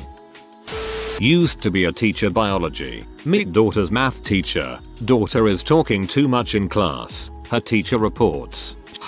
Okay, tell my child to be on her best behavior. A few weeks later, child comes home upset. Math teacher yelling at her, picking on her, kicked her out of the classroom. Meet with math teacher again. Tell math teacher let's come up with a plan to help child achieve in your class. May I have your timeline for introducing new material and I will help ease child into it and maybe this will help. Math teacher laughs. Of course you can. From this point forward I am showing child how to do her assignments and helping her. Child comes home again upset. BC teacher told her I was showing her wrong information. Request a third meeting. Show up to meeting and have the principal, vice principal, math teacher, guidance counselor, math assistant teacher and an administrator in a conference room. WTF. Okay. Teacher starts telling me how disruptive my child is. Crying, not answering questions when asked, talking with students around her and turning in work that isn't done properly. I ask, how is the work not done properly? Are her answers correct? Can she explain how she solved the problem? Teacher says yes, but isn't the way I showed her. I say it math. There are many ways to solve a problem. Forcing only one method fails to allow a child to be able to problem solve or think on their own. Your method was hard for her to visualize. I offered her different methods to figure it out. Teacher says, well, how long can you keep that up for? Math will continue to become harder and then how will you help her? At this point I now see that my child wasn't the issue. I explain I have a full year of calculus as well as a teaching degree and should have no problem helping her. 5 days later, teacher asked to have my child move to a new math teacher. At parent-teacher conference later that month there was a theme among the rest of her teachers. I wish child would speak up more. She's so quiet and a pleasure to have in class. Old math teacher isn't even coming near me. She was removed from teaching mathematics this year. Most of the other students from her class didn't do well on the state exam. Sometimes it is the teacher and not the child. You're an awesome mom. Father emailed my principal's secretary asking for a conference to discuss allowing his daughter S to skip first grade. The girl was bright but not that bright. The conference comes around. It's the mother, father, principal, and myself. My principal begins the netting by saying I understand you requested this conference to discuss S skipping a grade. The mother immediately gets this confused look on her face, turns to her husband and says what? You told me her teacher wants her to skip grades. The rest of the conference consisted of the mother and father arguing about how the father tried to pull one over on the mother. After they left my principal turned to me and said that was the worst, most awkward conference of my 15 years in education. We laughed about it and went on with our days. The next school year begins. S is in first grade where she belongs and her parents are separated. I had a parent show up in pajamas reeking of alcohol and weed. She babbled for about 5 minutes in a rather abrasive manner that I was the cause of her daughter failing my class. She then got up from her chair and walked, more or less, away without asking me a single question. I followed her out to the exit that led to the parking lot. We have a full-time police officer at the school. He happened to be coming out of the restroom at the time she was leaving, so I motioned him over and quickly explained the situation. He walked outside, and I saw him watch her pull her car out of the parking space. He walked over to her, stopped the car, and motioned her out of the car. She got out of the car and fell on the pavement. I watched him detain her, then went back into the parent conferences. She ended up being arrested for DWI and possession of crack. I had a student plagiarize a project and the parents came in to dispute it. They were both lawyers who own a local law firm together. It was a wild hour and a half. As much as I knew that I was right, it took everything in me not to just call uncle so that it would be over with. Not a teacher-parent conference per se, but after class I caught a parent and had a quick chat about her daughter. I said that she can do the work with support, but when left to work independently, essentially she'd sit there doing nothing. Mum went a bit mad. Why wasn't I told about this? Me. Because you've never attended any of the 3 parent-teacher conferences we've arranged this year. Awkward silence. With a lot of parents, it's always someone else's fault besides them, or God forbid their son or daughter. I'm not sure if this one was the worst, but it stayed with me. Some parents came in whose daughter was a good student, didn't get in trouble, always did her work and was doing well in my class. Didn't expect anything difficult there, just as she's doing great. Show them some of her work, all done. But apparently I had said something to the kids along the way that if they wanted to play pro sports for a living, they needed to have a solid backup plan and some statistics about how many kids go on to play professional sports. Apparently their daughter aspired to be a professional volleyball player and they felt I had crushed her dreams. I mean, seriously, if my simply saying that offhandedly crushed her dreams, she wasn't driven enough in the first place. But who was I to say? And apparently I ruined her life altogether. That was 10 years ago and as far as I can tell, she doesn't play professional anything now. If that crushed her dreams, it's probably for the best TBH. I don't mean that in a bad way at all. A kid can pitch a fit and say their life is over and find a new interest and get over it. She could have learned the hard way by investing years of her life in it and never achieving it. You're a good teacher. I had a student turn up to parents' evening with her older brother, about 20 years old, as her parents were busy that night. He clearly wasn't interested in her education and had turned up wearing a t-shirt that said knee deep in clunge, which was perhaps not appropriate for the occasion. Never seen that word before, but I don't have to ask what it means. I have some parents right now who constantly want to know how their angel is doing in class. They email me several times a week. This week, they were on the phone with a child during my class, taking her Chick-fil-A order so they could deliver lunch to her. This kid is not just having issues in my class, some of her other grades are much worse, and there are no consequences at home. She still has her phone, car keys, she could take the school bus, etc. This week when they emailed me, I called them out as nicely as I could. Maybe don't talk to her on the phone during class. They are more concerned with being her friend than her parents. They should have gotten a dog if they wanted to coddle something. Instead they got a human being. The parents have raised this child since birth, but they expect me to fix her issues in the daily 45 minutes I have her. Your school needs to look into Class Dojo or Power School. I can use those to see how my kid is doing without ever having to bother the teacher. A coworker of mine caught a student cheating in a test. She explained that he would get a 0 for the test and the incident would be referred to administration as a violation of the academic code at the school. The parents asked for a meeting. We've all been in this meeting, and it goes one of two ways. Either a song-faced parent is asking specific questions about what exactly their child did in order to determine the number of months they would be grounded. If the parent spends the meeting insisting that their child could never ever do something like that, to my co-worker's surprise, the meeting consisted of the parents conceding that their child did in fact cheat, but that there was nothing, but that there was nothing, but that there was nothing, but that there was nothing, but that there was nothing, but that there was nothing, but that there was nothing, but that there was nothing, but that there was nothing, but that there was nothing, but that there was nothing, but that there was nothing. I work in higher ed, as in, where adults go to school. Student meets several times with advisor to get classes planned out. All student has to do is to online and sign up for the exact classes on the list. Student, for some reason, decides not to sign up for a required class. This happens 2 years in a row, despite the advisor going out of their way to remind them that it's required. Student is now a senior in their last semester. Their application for graduation is denied as they didn't take the required class. They'll have to come back next year for a single class. Student calls mommy and daddy, who schedule a meeting with the dean.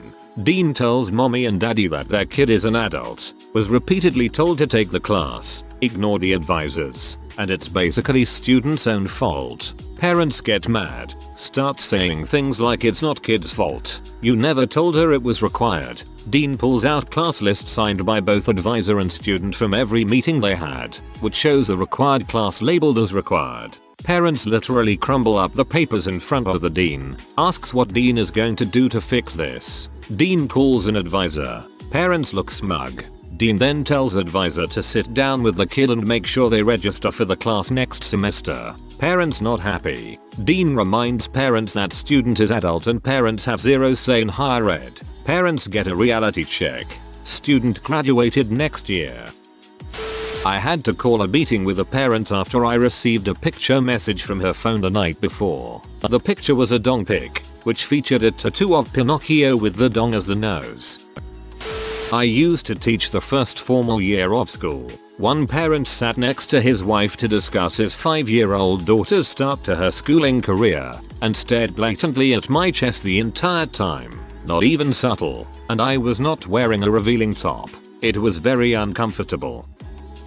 Friend of mine had 2 girls in her class who were BESR friends, but their mums didn't get on, so they were never allowed to see each other outside of school. Sure enough, parents' evening comes round. She sees the parents of girl 1. Little bit later the parents of girl 2 arrive. Same dad. The poor girls had no clue they were half sisters as far as my friend knows. I had a parent of a failing student tell me that, since my class average was a 78, I was failing my students in my teaching, and she wanted to know what I was going to do as a teacher to improve my instruction. I almost laughed at her. I told her that if my class average was a 78, then close to half the class had a B or higher. Sorry that little Timmy is failing because he doesn't do anything, but geez, maybe I challenge them more.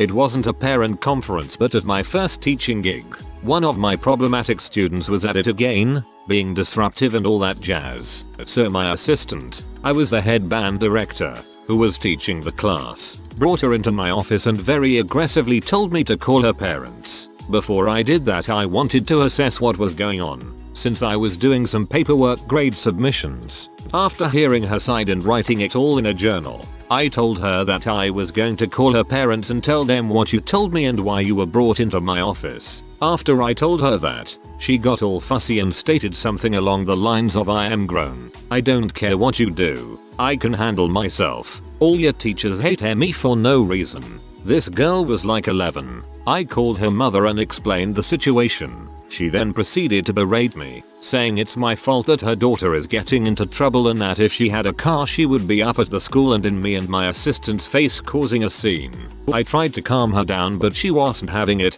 saying it's all my fault and that she is tired of us getting her daughter into trouble. After the call was over, I immediately told my principal about the situation and he told me it would be okay. But I'm not gonna lie, that call made me so sick to my stomach that I couldn't eat lunch or any food until I got home late at night. It wasn't an official parent-teacher conference. I had requested to switch divisions from middle school to high school. I didn't know the high school principal very well, but his son was in my class. He comes in during one of my prep period to tell me that the test I gave his son was terribly written and unfairly graded. Then he said, I know you've requested to transfer to high school. Let me tell you, this quality of teaching would never be tolerated there. The worst conference I have is the one where the parents think you're a bad teacher if their kid doesn't have an A. I have 180 students and teach a hard class, but if I don't have a guaranteed checklist for their kid to get an A, then I get harassed and demeaned all year long. I'm not a teacher, but the worst parent teacher I attended was 2 years ago, when a mother was so furious and acting so stupid just because she didn't like the idea that the 4th graders will be having sex education, but it's a must. It's on the curriculum. She's so concerned and afraid that when her son came home from school and will ask her what is threesome. But sex education for 4th graders is actually about changes in their body. We tried our best explaining to her that it doesn't mean that our children will have sex automatically. But still she was shouting and accusing us that we were all stupid parents and we don't think of our children's future. But the most puzzling for me is actually she already has a 16-year-old son who already had sex ed in the 4th grade and a sex ed in the 7th class.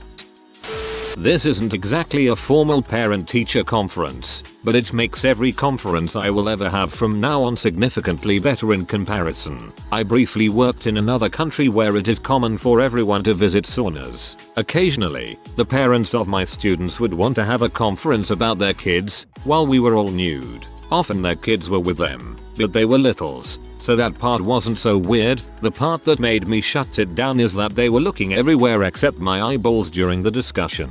So I would just tell them it was time for me to go and they could make an appointment to see me at the school building. Now anytime I'm having a hard time during a conference, I remind myself that at least everyone in the room is clothed.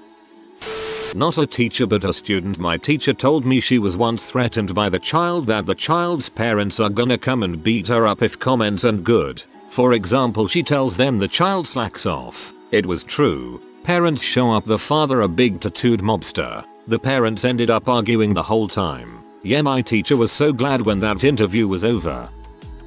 The dad came in stinking of weed and red-eyed, obviously stoned. Could hold a conversation. The son was just shriveled up in the chair next to him and I could tell how ashamed and embarrassed this poor kid was. I am not a teacher but was a student. It was my conference. My teacher called my parents in for a conference because I had gotten into a fight and hurt another student. That student was bullying me. Well, actually everyone bullied me. I had no friends and learned to fend for myself. I had gotten in fights before but had never gotten caught. And, so basically, he called me some names. I called him worse. Something I shouldn't be saying at 7 years old, and decided to fight a girl.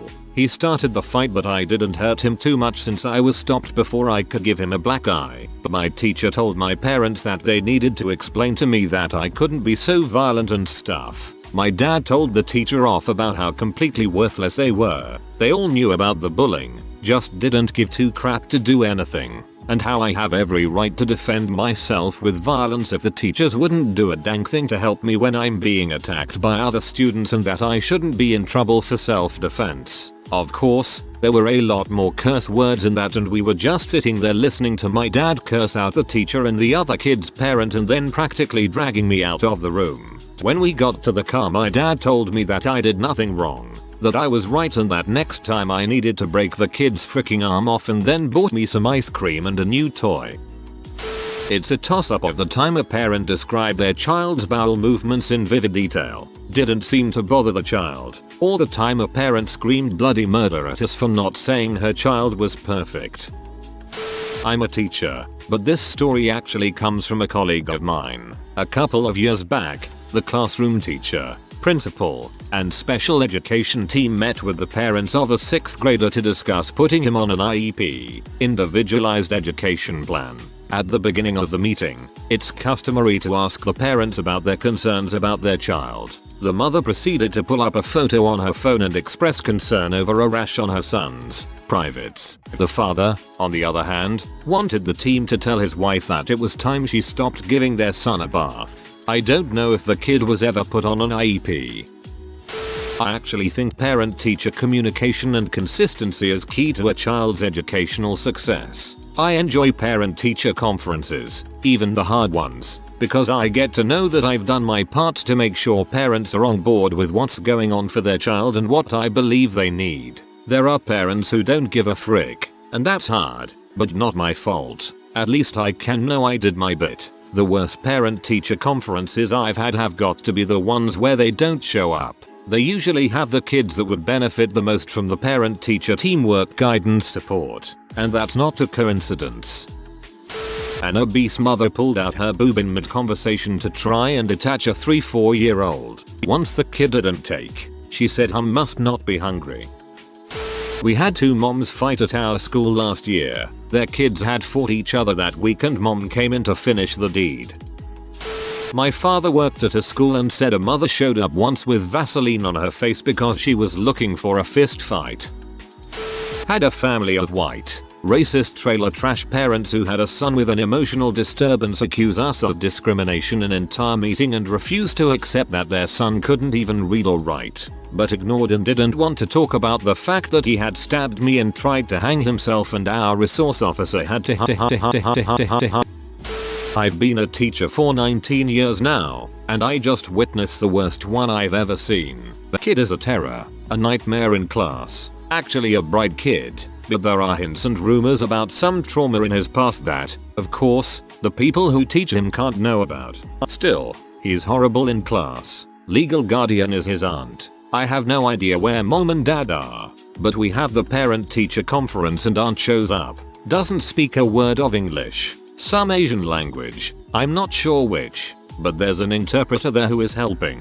We start talking with the aunt about the kid. She gets upset, but we're talking about how the kid has terrible grades because he won't do anything at all. We talk about his behavior and his refusal to do anything he's asked by anyone. Teacher or principal or sometimes our school police officer. She tells us that he gets home so late from school every day because of football practice that he doesn't have time for homework. Except he wasn't on the football team. We don't know where he's going, but we know he's not getting home until 6 or 7 at night. We offered after school services to try to get him caught up, but she says their car is broken down so they can't pick him up and it's an hour-long walk to their apartment. I just watched her face as it went on and on. Finally she just apologized to us all. It was really heartbreaking. I know it doesn't sound that bad, and no one got punched or sued, but to see her go through all this was awful. She was so embarrassed and you could tell that she was completely hopeless. She clearly knew that it was beyond her, and that there was nothing she could do to help. It was painful to watch. I taught middle school. One of my students' parents were going through a divorce. The new stepmom, who was the girlfriend, scheduled the meeting and didn't tell mom. The entire meeting the dad and new girlfriend bash mom. She's mean. She's not affectionate. She barely speaks English. Her family life growing up was rough, so she comes from trash. They are saying all of this in front of the student. I kept steering the conversation by saying things like, so, student turned in a lovely project recently. The girlfriend would say things like, oh, really, that is surprising.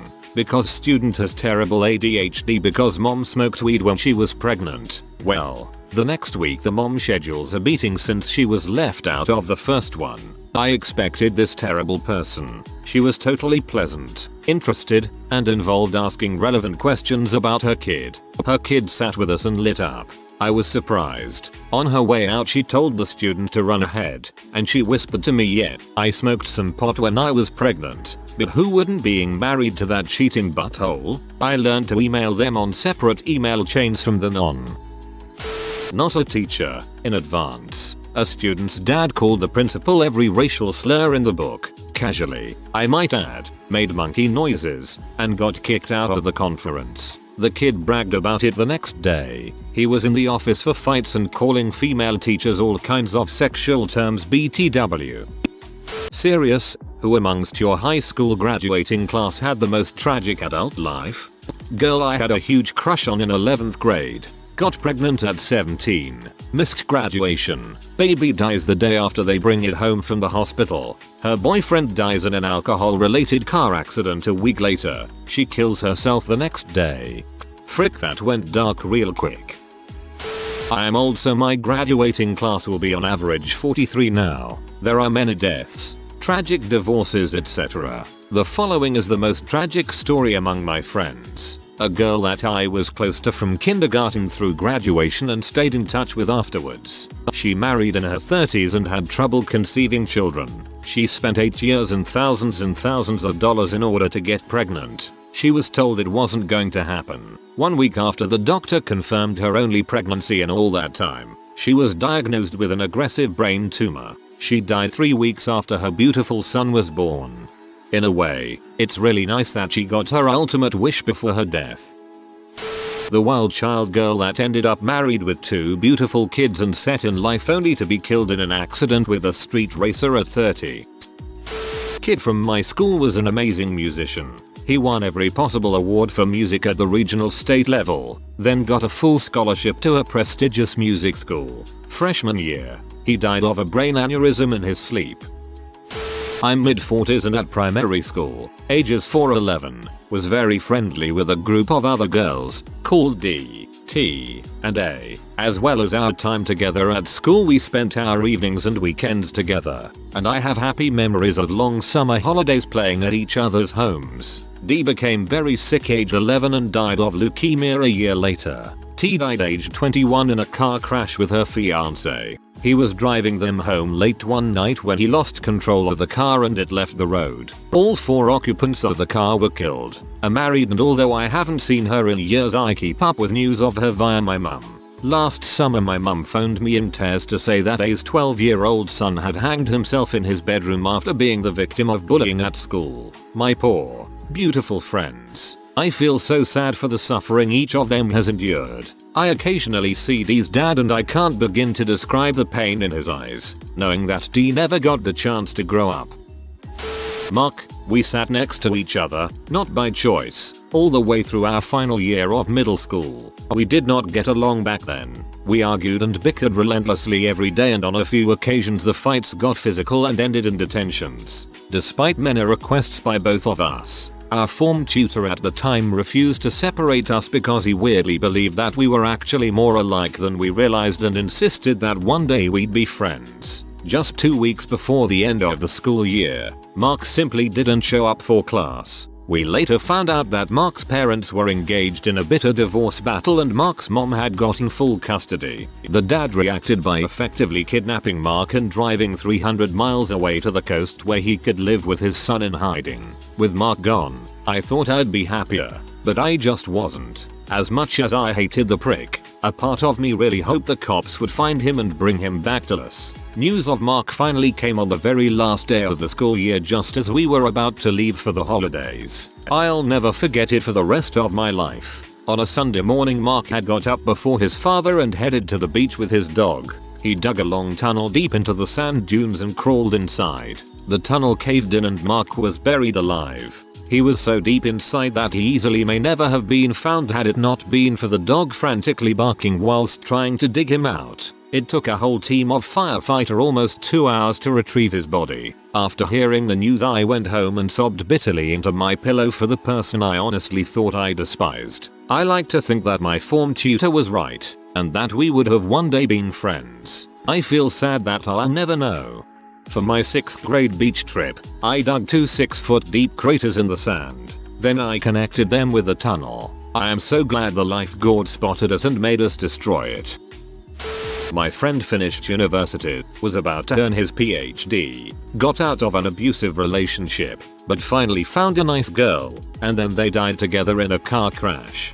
Nothing in this thread really got to me. It all kinda struck as the usual universe has no justice fair, but for some reason, posts like this always get to me. It's so nice they found each other and got to be together, but they still died. Like, that sucks. I don't know. A guy in my high school, nice guy, got killed while trying to break up a fight.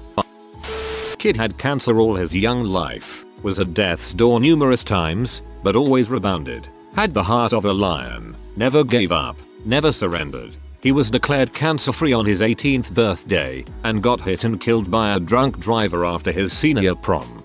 Come the frick on, that makes no sense at all. I know death can be random and senseless, but Jesus Christ, that one is hard to swallow. My lifelong bully, from early childhood till she dropped out of high school, ended up living a very short, tragic life. She made my life a living heck. She would jump me and harass me and terrorize me on a daily basis for years. She died of a gastro bleed in her apartment. She was there, alone, dead, for about 6 weeks. The apartment manager finally broke in and found her and her 3-month-old baby dead on the floor when she wouldn't answer the phone calls about rent being so late. She bled out. She died of internal bleeding. Her baby starved. No one heard, smelled anything due to the way the flats were set up. No one came looking for her except her landlord. That's just horrible. And the poor baby that just slowly died with all that suffering. Kid I'd known most of my life found his mom's body after she committed suicide when he was a kid. It obviously messed him up and he wrestled with depression his whole life. But the thing was, he was a great guy and everyone loved him. He was just a mess on the inside. 6 months after graduating from college, he killed himself. Frick, that's terrible. There was a kid in school whose dad said he'd be back in a minute, then hung himself, and she seemed to not get wrecked, though I don't know for sure, but it wasn't her who found the body. Dude I actually went to public school with in the first place, met his one love in grade 9, then immediately started dating, attended university near one another, lived together, the works. They get married, have 2 kids, great jobs, everything just lined up perfectly, until he died suddenly of heart failure. Not sure which is more tragic, his passing, or her moving on with 2 kids under 5 without him. This might sound cold, but it sounds like he lived a pretty full life and got to accomplish things that many don't in his personal life, so it isn't all bad. Our valedictorian dropped out of college due to his rich parents dying in a tragic accident and through a series of lawsuits on the estate by business partners, had pretty much nothing left to him, so he moved to northern rural Illinois and works at a factory or a warehouse place. I hear about him through my sister. He has a stable life but is still incredibly depressed. Can't blame him. Poor guy.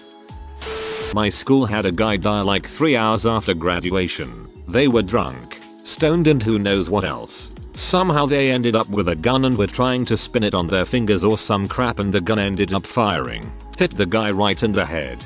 That's horrible and I feel horrible for saying Darwin Award. One girl had hydrocephalus. She was a nice girl, quiet, and always seemed to be sick. I was kind of friends with her past graduation, and whenever I was on AIM we would chat a little bit. She always seemed to be getting ready for another surgery, or just had one. On top of that, her personal life was rough. Around 5 relatives of hers died within a span of 3 years. She died age 22 from complications. I wanted to go to the funeral, but it happened while I was across the country. What a sad, crappy way to go. As someone who has hydrocephalus and is currently waiting for my doctor to call on my results, this one hit home. A buddy of mine was worried that he wouldn't get into any colleges, so on a whim he signed his life away to the Marines. A few weeks after enlisting he receives acceptance letters from every school he applied to. He has a miserable time in the military but makes it home after 4 years or so. He was a different guy after he came back. One weekend he plans a get together at his house and doesn't invite anyone till the day of. No one is able to make it. A few days later, after a dumb disagreement with his dad, he goes in his backyard and shoots himself. Maybe it was PTSD or some form of depression, but he was loved by his family and loved by us. It's something my friends and I will never understand. I knew this girl. She got knocked up. Life was a big joke and a party and a game, and she smoked and drank and did drugs all through the pregnancy. The last I heard, she and her boyfriend were living in a tent. I don't know what became of the baby. He was screwed before he was even born. Poor bastard. I hate her for that. Her and this other chick I knew who kinda did the same stupid crap. I'm toking for 2, she'd gleefully say as she took a huge bong hit. God, that made me so angry. One of mine, year below though, had her entire family, including extended family, murdered by one of her cousins. For whatever reason she stayed at a friend's house the night they were all murdered at her house. A bit different than the death ones. Almost my entire graduating class attended an evangelical Christian high school. No alternate schools in the area, and most of them wound up married young, uneducated, living paycheck to paycheck. Unhappy because they aren't the same people at 35 they were at 18 and are stuck with partners who have nothing in common with them. Consequently, I don't attend reunions. The guy that used to bully me in elementary school ended up getting testicular cancer. I think he's still alive, but last I heard he wasn't doing well at all. We're only 25. Our most likely to succeed has 4 kids with 2 different women, has been arrested for domestic violence, is on his 2nd marriage and left his first bride to be at the altar, lost his house to foreclosure, lives in a trailer, and cannot hold down a job for more than 2 years. Well, he succeeded at passing down his genes at any rate. Went to a small prep school in CT with a graduating class of 51. There was 3-4 black kids in our school, I'm Indian, BTW, who were recruited to play sports. One of these kids, let's call him Tar, was an awesome dude who was popular, athletic, and just a nice guy all around. He came from a working class family and was the first person in his family to go to college. 2 years in, he fails out by just not going to class. He comes back home and tries to make it as a rapper. He was horrible and didn't have any success in that. One day, I see an article in the local paper that he's been arrested for stalking a woman in the street and exposing himself to her. A few months later, He's caught doing the same thing in the local library. It was quiet for a couple years after. Then a friend texts me an article that he was arrested twice in 3 days for exposing himself to 2 different women, both senior citizens. They showed his mugshot and he looked homeless. I spoke to a mutual acquaintance and from what I've heard Ty doesn't think he needs help and his family doesn't believe in modern medicine. A girl I knew, super sweet and very motivated to help others. She became a counselor for people in need and drug addicts, then died of ridiculously rare cancer in her mid-20s. She was better than most of us, and her death is proof there is no justice in the universe. I think we have enough proof already. I wish the universe would just stop providing it now. There was a kid in my class whom I didn't know too well. I saw him in the news one day shot dead from defending his little brother from bullies. Tragic way to go. I remember him being a smart kid. Dunno if tragic, but definitely noteworthy. The guy who I got kicked out of our high school prom with for taking as a date. Gay dates were a no-no in the 90s. Died a few years back. The guy had apparently been doing shitloads of methadone and Xanax, which is supposed to kill you, but that wasn't what killed him. We were all astounded to learn that he in fact died from an actually medicinal prescription drug he was on reacted badly with some Sudafed he took. Crazy crap. Also, the cute innocent Christian girl I always thought was pretty and would have died to be with, she ended up basically becoming a child support seeker and has had 3 kids by 3 different fathers who all pay her child support. Conversely, the girl who used to openly brag about blowing multiple guys went to college with me, graduated, and is about to open her own law firm. Life's funny like that. Your post is a good reminder to not judge a book too harshly after only a few chapters.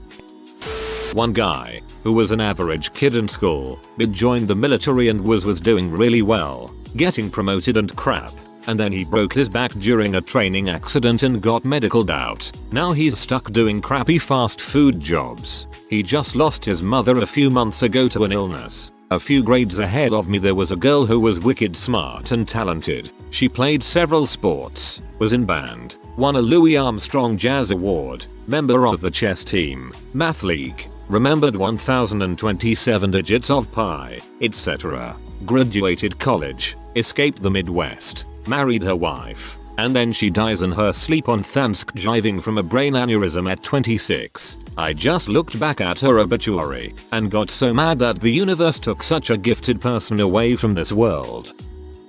A couple years after graduation they found a good friend of mine with his truck in a ditch and wandering around in a daze. They took him in for a wee but ended up not charging him because he hadn't been drinking.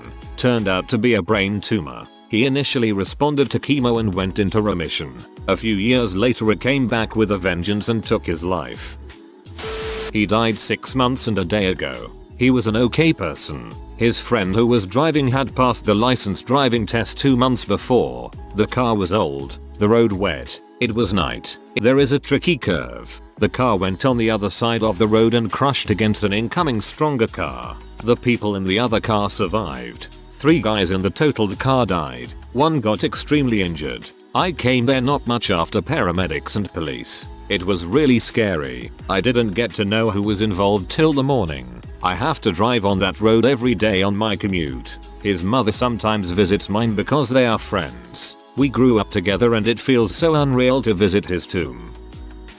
One of my best friends from high school worked her butt off to help support her mom and sisters during high school. She helped raise her deadbeat cousin's daughter. She took honors classes and was our student president, among other extracurriculars. She stayed at home to go to a community college, received her associates, then moved about an hour away to go to a state university for her bachelor's. Toward the end of her first year at the uni, she died in a tornado.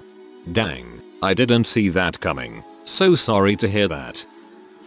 Depends on if you count being a murderer tragic. Classmate got involved in a gang senior year, then killed an old man for money, got caught, and looks like he'll be in prison for life. He broke out for 2 days roughly before he got caught about 60 miles out stealing a car.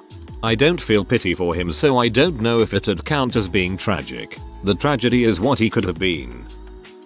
We had a guy that seemed to have all the breaks. Daddy was rich and mommy was good looking. His dad paid for an undergrad degree at USC and Stanford Law School. When we turned 30 he had life by the balls and was looking at a seat in the US Congress. Then he got greedy. The SEC busted a small-time stockbroker that had an alarmingly high success rate in picking stocks about to take off and shorting stocks about to crash. He took a deal and implicated our boy and 2 other junior partners in an insider trading scam.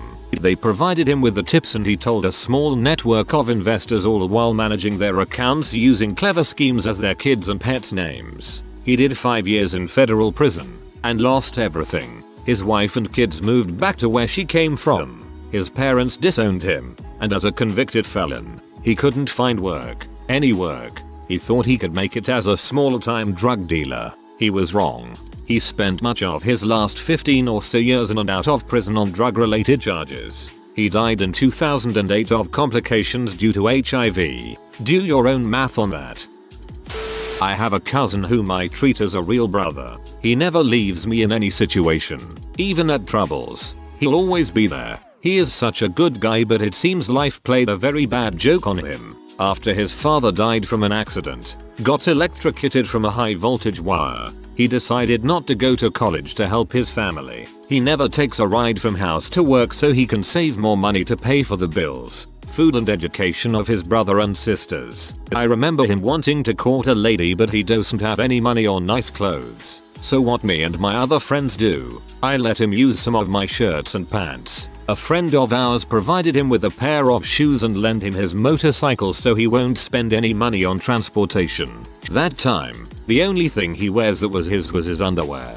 That's how bad his situation is. I remember him coming to my house, saying they only got 2 eggs and few rice for a meal which will be shared to his 5 family members. So I gave him some groceries and just told him not to tell his family that it came from me. I promised him that if I will make it big in this life, I'll make sure that he'll be included in my luck. I was able to secure a good job in abroad and I brought him from our country to work here. He was able to save a few money before going back. He got a lot of story, but it will be too long to read. I just wish he finds true happiness.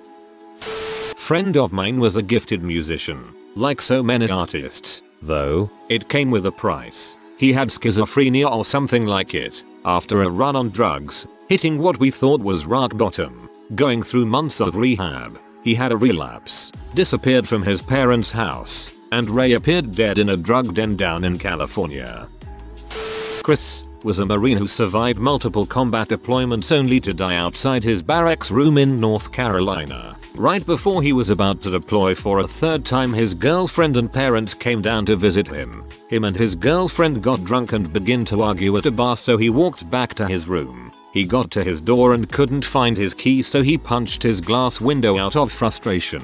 He punched the window so hard he fell through, slicing his arm almost completely off from his armpits to his shoulder. 2 other Marines were outside smoking and witnessed the entire thing. They attempted to stop the bleeding, but he cut right through a major artery. Later it was revealed that his room key was in his pocket the entire time. A lot of people tried throwing his girlfriend under the bus and blaming it on her, but in reality Chris was a drunk who was possibly suffering from PTSD.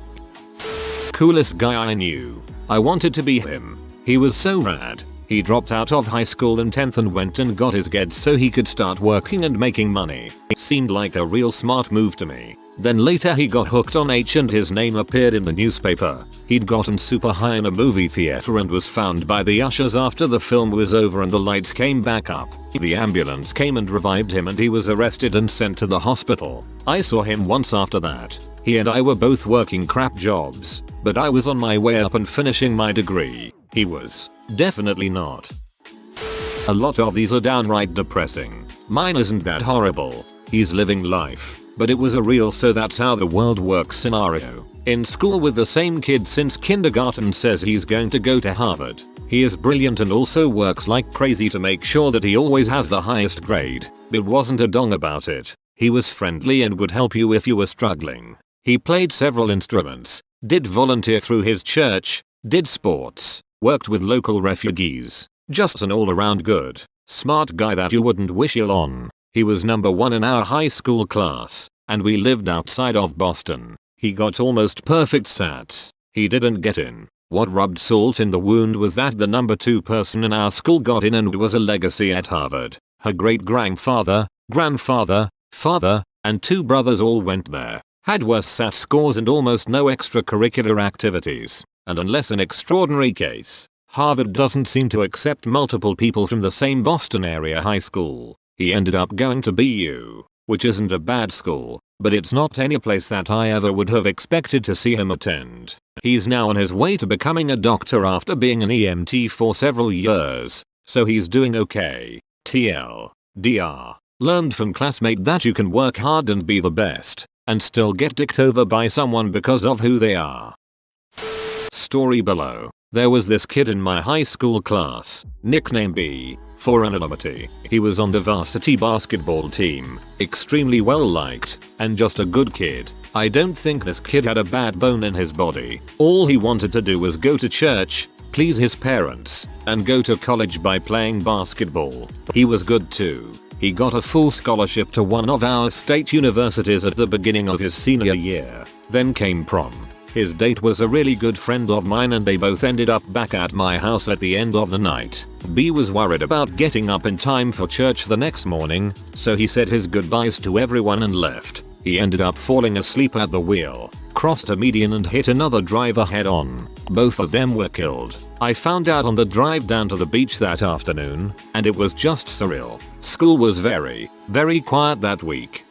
5 years ago, one of my best friends in the world was scheduled to have her tonsils removed because she was having constant sore throats that nothing seemed to fix. During routine pre-surgery blood work, it was found that her white blood cell count was off the charts. She was immediately hospitalized and soon after, diagnosed with acute myeloid leukemia at the age of 25. She spent months in and out of the hospital with round after round of aggressive chemo. 5 months later, she was deemed in remission and had a bone marrow donor lined up for a bone marrow transplant that would hopefully cure her. That donor backed out at the last minute. She never got the transplant. She continued on chemo up until August of 2012, 1 year after her diagnosis. She was done with her latest round of chemo. Talked to her on the 19th of August and she was fine. 3 days later, I get a call that she was being placed in hospice. She went downhill rapidly. I made a 3-hour drive to see her one last time.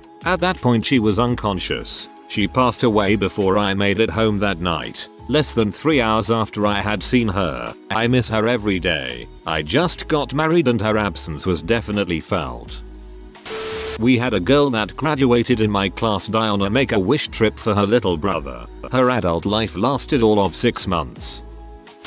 Well, I'm 22 and last month had to visit 2 funerals in a week because a couple I graduated with both just died of age around a month ago. So honestly I think it's those two. A lot of people are severe alcoholics or just never accomplished anything. But I think that has to take the cake. On a different way, a guy who was top 10% and brilliant got kicked out a week before graduation for being caught smoking pot. He was disowned by his parents after it. Very strict Catholic. And now lives in a really beat up old house and is a package handler in a ups. He was going to be an engineer but couldn't go to college based on no parental support after that. He told me he feels like he blew any chance he had that week.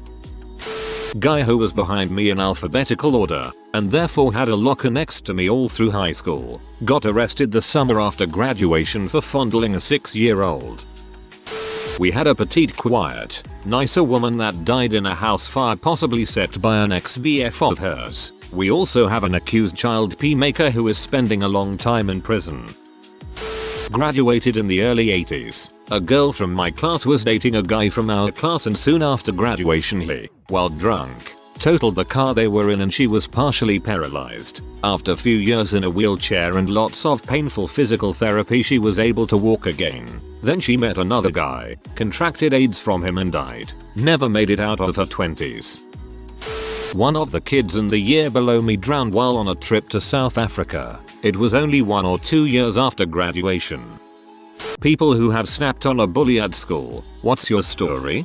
Ah yes, there was this one girl at our school who wasn't a bully. She was just mean as crap. Me and the mean girl were on and off friends until 7th grade. Then, she just started hating me for God knows what. On kick, She would tell me to kill myself and keep harassing me. Nobody out of the 3 other people in the group chat did anything about it. I finally had enough, and with permission from my parents, I went to school, waited for her until she got comfortable at her table, and then I went up and punched her in the face. She said later on it didn't even hurt, but she was crying when it happened. I hid in the bathrooms for the rest of morning period, then was suspended for 3 days. The girl who was harassing me wasn't in trouble because I couldn't provide screenshots of her saying it in the group chat. When I came back to school, I got so many high fives from other people that thinks she's mean, and they were cool with what I did.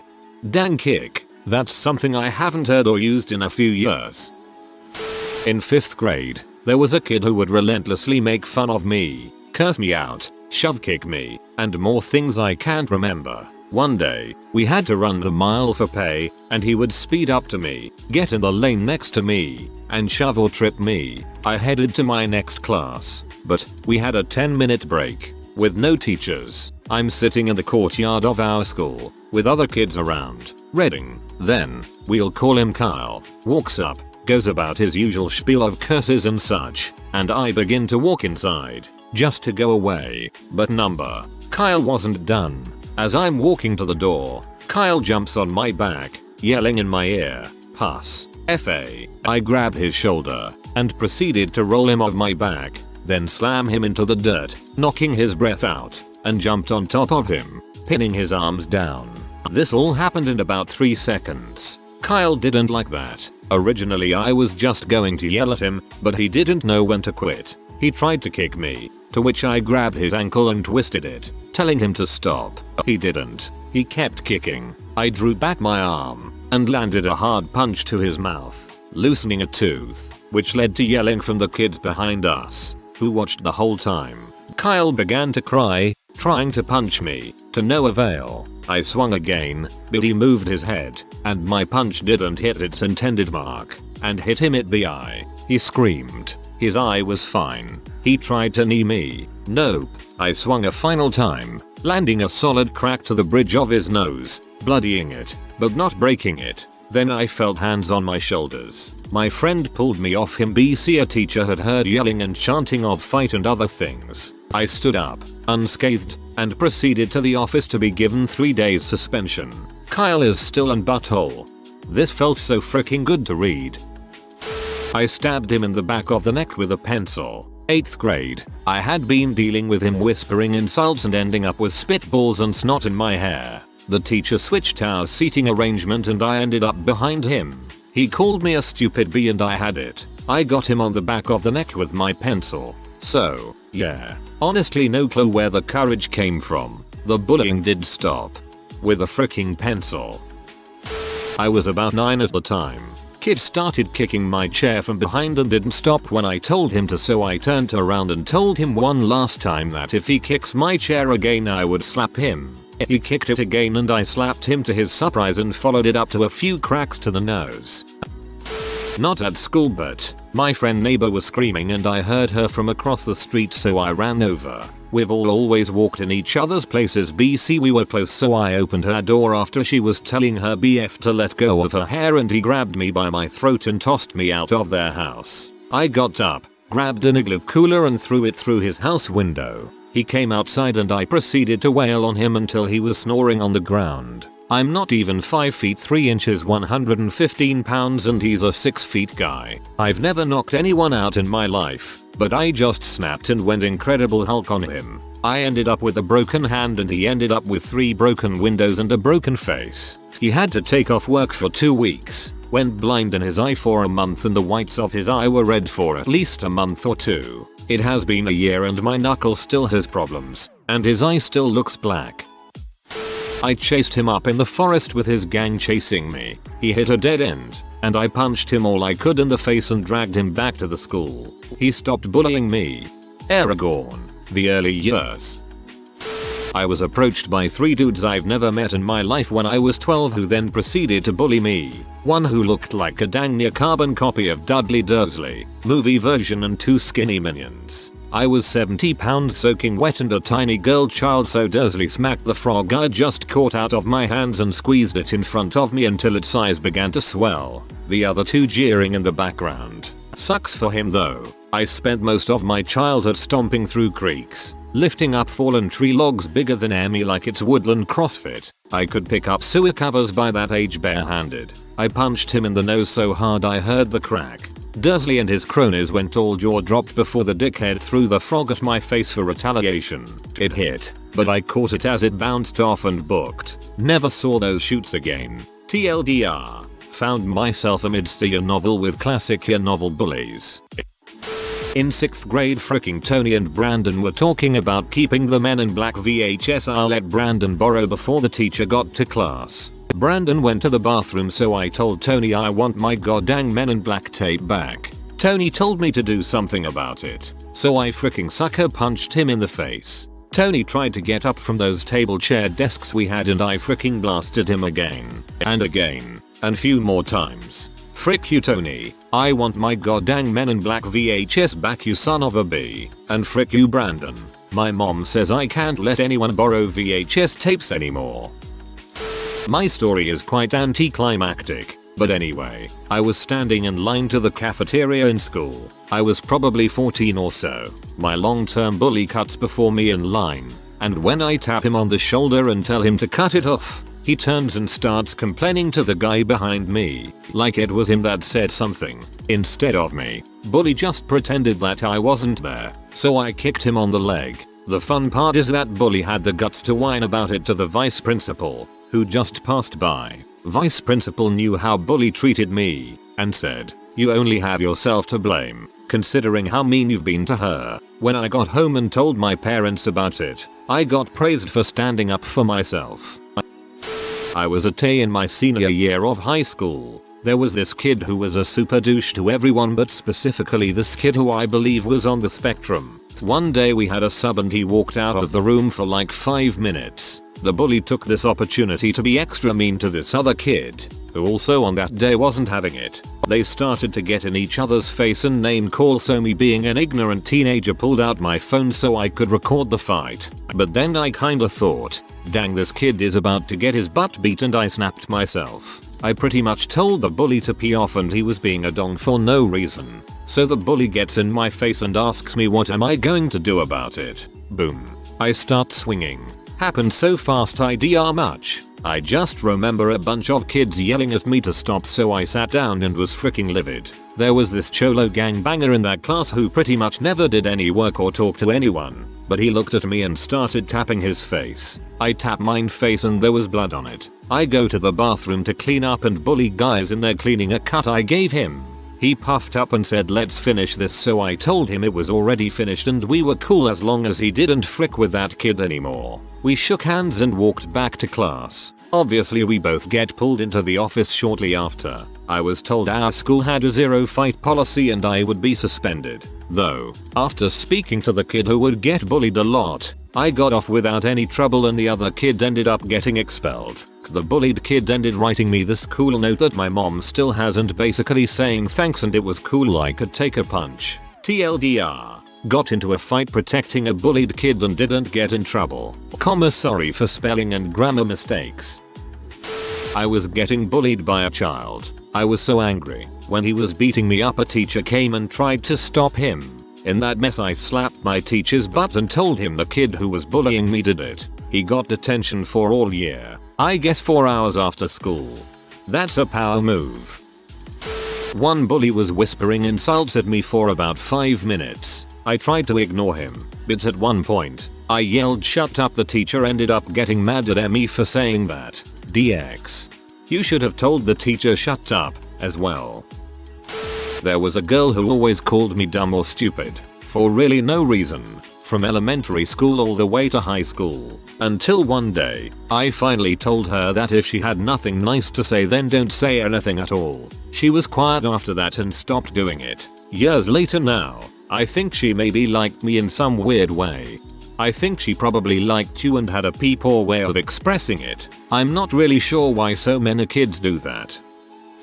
True story, not embellished. 7th grade. I had friends but I was the chubby Tolkien friend that got picked on by the group. A combination of being picked on and hormones, I started suffering extreme depression. One day in math class, one of my friends was being a dong and I basically told him it's making me depressed and suicidal. The other friend there stuck up for me and was like, dude, if someone says that, you need to stop. Friend 1 said, whatever, I don't care, fatty. I stood up in class, picked up my desk over my freaking head and threw it as hard as I could at him. Slammed his face, knocked him back in his chair. Blood. I was definitely not in control, something else was. Anyways, I ran out of class and away from the school crying my brains out, just having a mental breakdown. Found a field and just sat uncontrollably crying.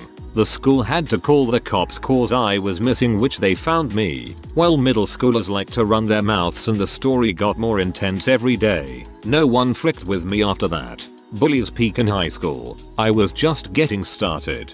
I'm picturing you throwing one of those combined desk chair things and not just a normal desk. For some reason it seems more terrifying and impressive. This isn't super big or crazy, but here it is. In 6th grade we had this new kid who everyone hated. He was incredibly rude, annoying, and mean to everyone. One day we were coming into the classroom from lunch and he was standing behind the door hitting everyone with it as they walked in. As I walked in, he hit me with the door. It hurt. He hit my heart directly in the tip of my elbow. So I pushed the door back as fast and as hard as I could. It hit him in the head. He cried. And we both got sent to the principal and given 1 day of ISS. My bully caught us, me and twin sister, walking home from the pool. My mother's idiotic theory about bullies was that you needed to communicate with them and find out what you did wrong and then apologize. Then everything will be fixed. Pro tip: it will not. So she informed me that her problem with me was that I was ugly and she hated my stupid face and wanted to smash it, and then she did so, with her padlock rolled in a towel. Awesome. Mom was briefly puzzled but insisted I needed to question her further and find out what I had really done to her. Thank frick for my stepdad, because he snuck into my room and said, "I'll deny it if you tell your mother I said this," but beat her butt. After all, violence is never the answer. Pro tip: yes, sometimes it is. Couple of days later, sister and I are mailing a letter and here she comes again. She was kicking me, calling me a little PB, ugly and stupid. And I guess I just decided to try dad's way. By the end I had her by the hair, swinging her in a huge ox so she couldn't get at me, and she was bleeding and bruised and begging me to stop. I said I would on the condition that she never freaking look, speak or touch me ever again. She agreed. Then I ran home wailing because I knew my mom was gonna be so mad at me. Even lost a shoe. LOL. Luckily again dad was home. Took him about an hour to figure out I had won the fight. I still remember the incredulous roar of, "Wait, what the frick? You won? Then WTF are you crying about?" And then he found out that the whole time we were fighting, my sister had gone and sat on a fence and watched. And he lost it. Apparently old school fight rules say that if it's your sibling, you get the frick in there. Mum was fluttering about in the background yammering on about how disappointed she was. Violence is never the answer. Blah blah blah, and by that point I got to see stepdad put his parenting foot down. I would not be punished for finally dealing with a bully. Mum would shut the frick up with her hippie nonsense. Twin sister would spend the rest of the night in her room thinking about how fricked up it was she sat on a fence and watched. LOL. Your stepdad is awesome. I wasn't the victim, but in middle school I was grade 8. On the bus this boy would grab this new girl's private areas when she walked by. I could tell it made her visibly upset, and despite her asking him a few times, he refused to stop. One day it's time to go home, and that morning without fail he had grabbed her. So by the afternoon I am a very calm person, almost comatose, had been thinking about it all day. I was pretty mad. I get on the bus, see a seat beside the bully is free. I sit down next to him. "Hi Hank. How's it going?" he asks. I just punch him once in the chest. Risky move, I know, but again this is not something I've done before, so I was just doing things on the fly. As he's rubbing the spot I punched, I looked at the seat in front of me and said, "If you touch her again, it's only going to get worse for you." We rode in silence. He never grabbed her after that. Geez, you're like a good drug dealer that beats up his clients' tormentors. Wait. When I was in grade school, the principal's son was in my class. He was a smug little jerk and a bully, who obviously never got in trouble. One day at recess I was going down the slide and he grabbed my ponytail, which obviously yanked with my whole weight and hurt. I climbed back up the slide like an enraged demon and punched him in the face. Black eye, bloody nose. The principal called my parents in and told them that wasn't how we should deal with confrontation. My daddy always told me that if I had to fight a bully that the school would punish me but I would not be in trouble at home, and that was true. I wish more kids knew that school was just a bull system and you have to play the game. But none of it really matters when you're an adult except the piece of paper at the end. You should be allowed to stand up for yourself, to bullies and teachers, especially in a small town like mine. The teachers are morons that know less than half the students and have no idea what they're doing, because they're the same rich kid bullies they were when they went to school there 20 years ago. It was back in 6th grade. Some Latino kid kept bullying me over the fact that he thinks everyone from the Philippines is a discount Mexican. Would immediately close my locker every time I open it, waste my lunch, and dented my trombone a couple of times. One very bad day, when my parents were in the middle of a heated divorce argument, I snapped, suplex the tard into my English teacher's classroom door, then wedged his arms in between the door, opening it and shutting it until my English teacher had to pry me off the door. He sent immediately to the office, and we were both suspended for a week with 3 weeks worth of Saturday school to make up for lessons I have missed. Every time he saw me after that incident, he'd turn tail and run like he shat his pants in the spot. Boy, have I waited for this opportunity. So I was in 6th grade and this kid kept harassing me about every aspect of myself, skin, country, religion, etc. He was part of the popular kids. I had my little friend group. This school I was at made you bring your own snack for snack time, or suffer the consequences of spicy foods. Plastic bags were a popular choice of carrying.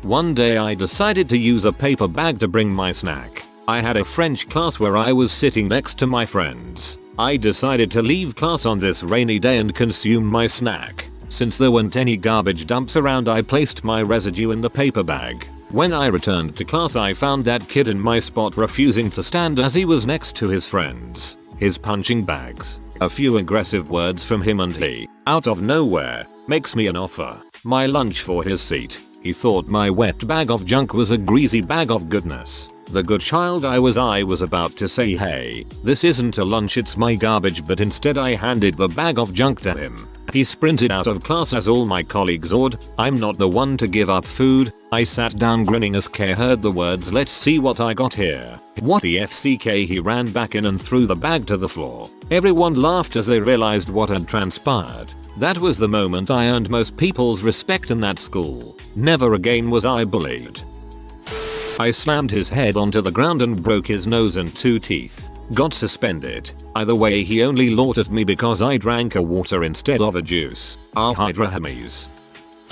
I had a bully once when I was at primary school. One day he came with glasses. He insulted me and I snapped, breaking them. 4 years later at 6th grade, don't know the American equivalent, the same crap happened again. I snapped again, and I insulted him. I went to the counselor and had a talk with the director. She said what I did was racist, despite she knowing what he had done to me these past years.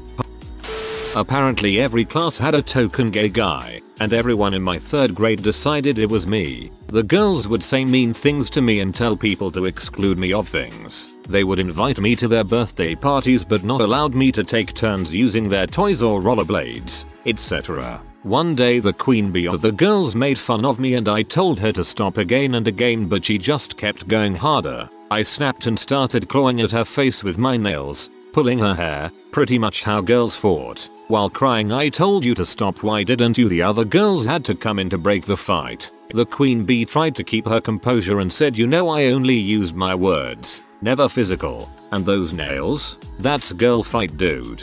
But she stopped harassing me afterwards. Her posse also stopped calling me gay. Some still harassed me on other things occasionally, but that's a story for another time.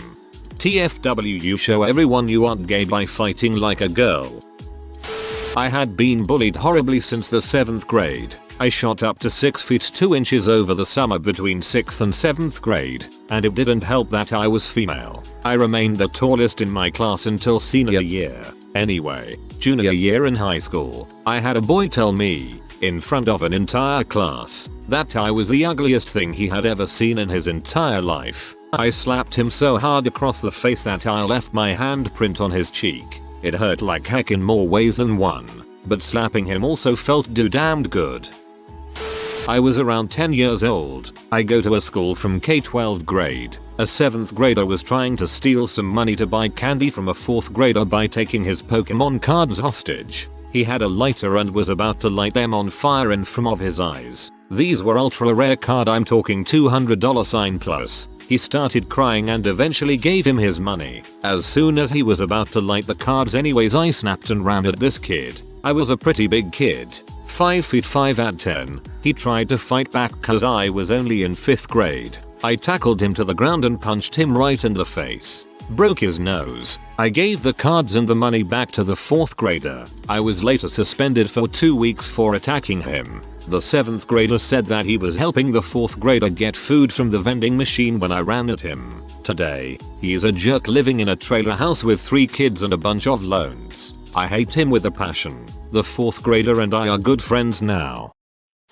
This one butthole always bullied my friend. He was a gentle giant the guy and he was being picked on by this little crap. One day he had enough and picked this kid up and freaking threw him a few meters. The short crap got a talking to and my friend got off scot-free. Turns out all the teachers knew about the kid. We had one teacher congratulate him about standing up down to the bully. 1. We were both 13. He was talking crap on me under a photo posted on FB in which I was tagged. He did not know I had FB though, so I involved in the conversation. He ended up with a frick your mother provoking me at a fight, with all the bullies cliches. Next day during the break at school, I found him and punched him and kicked him and punched him several times. Do not imagine Tekken style. Not all of them were accurate. Needless to say, next day everyone was respecting me much more and the bully was avoiding passing next to me, and if he did, he would have his face down. 2. 4 years after, I was with some friends at the park and some guy was looking for someone to hit. He approached us and started calling names at me for no reason. There were many boys with him. He was aggressive and I was afraid. I saw it coming. At some point, he asked me to say sorry for some petty reason, and right after I said it in a trembling voice, I punched him with my whole heart straight in the teeth. I tried to kick him and he catched my leg, trying to bring me down, but I balanced myself and continued with punches at the back of his head. I saw the others coming and started running. Teaching, if you see it coming, punch first. Moffs deserve it. This bloke was a brute of a kiddo, must have weighed 80 kilos at the age of 10. He'd just use all that strength and force people into doing stuff. Like he'd just grab lunchboxes and stuff. One day, I got tired of his crap and told him that he's just a giant butt brute with no real strength, and challenged him to knock him off without using hands. So at break, I go to him, shoulder butt him a few times and then we realized he had no leg strength for all the weight. Knocked him off his feet, no hands used. Very humbling for him. Extremely funny for the teachers and bystanders who saw this. Strangely, we were on very good terms after this incident. Used to sit together, gossip during break. He even mended his ways later on. I was in high school and we were working on an assignment in class. If I recall, we had to color something in. I wore glasses back then and I was coloring in something and he asked for the colors. I said yeah, 1 second, let me just finish this. Then he proceeded to say, give me the colors now or I'm gonna knock those glasses off your face, you 4-eyes freak, or something along those lines. Something snapped in me and I just stood up, said do you wanna take this outside, let's go, me and you right now, outside of the school. He said something under his breath like I don't want to fight you, and I said what was that? You don't wanna fight me? You just said you're gonna knock my glasses off. Well, do it then. I just remember being so angry. The whole class was silent. He stayed quiet and I just sat down and went back to coloring, finished what I had to do, and gave him the crayons. He never talked to me after that. Some background knowledge is, I had been doing martial arts, specifically taekwondo, for a while, so I felt pretty confident. It was probably a false confidence lol.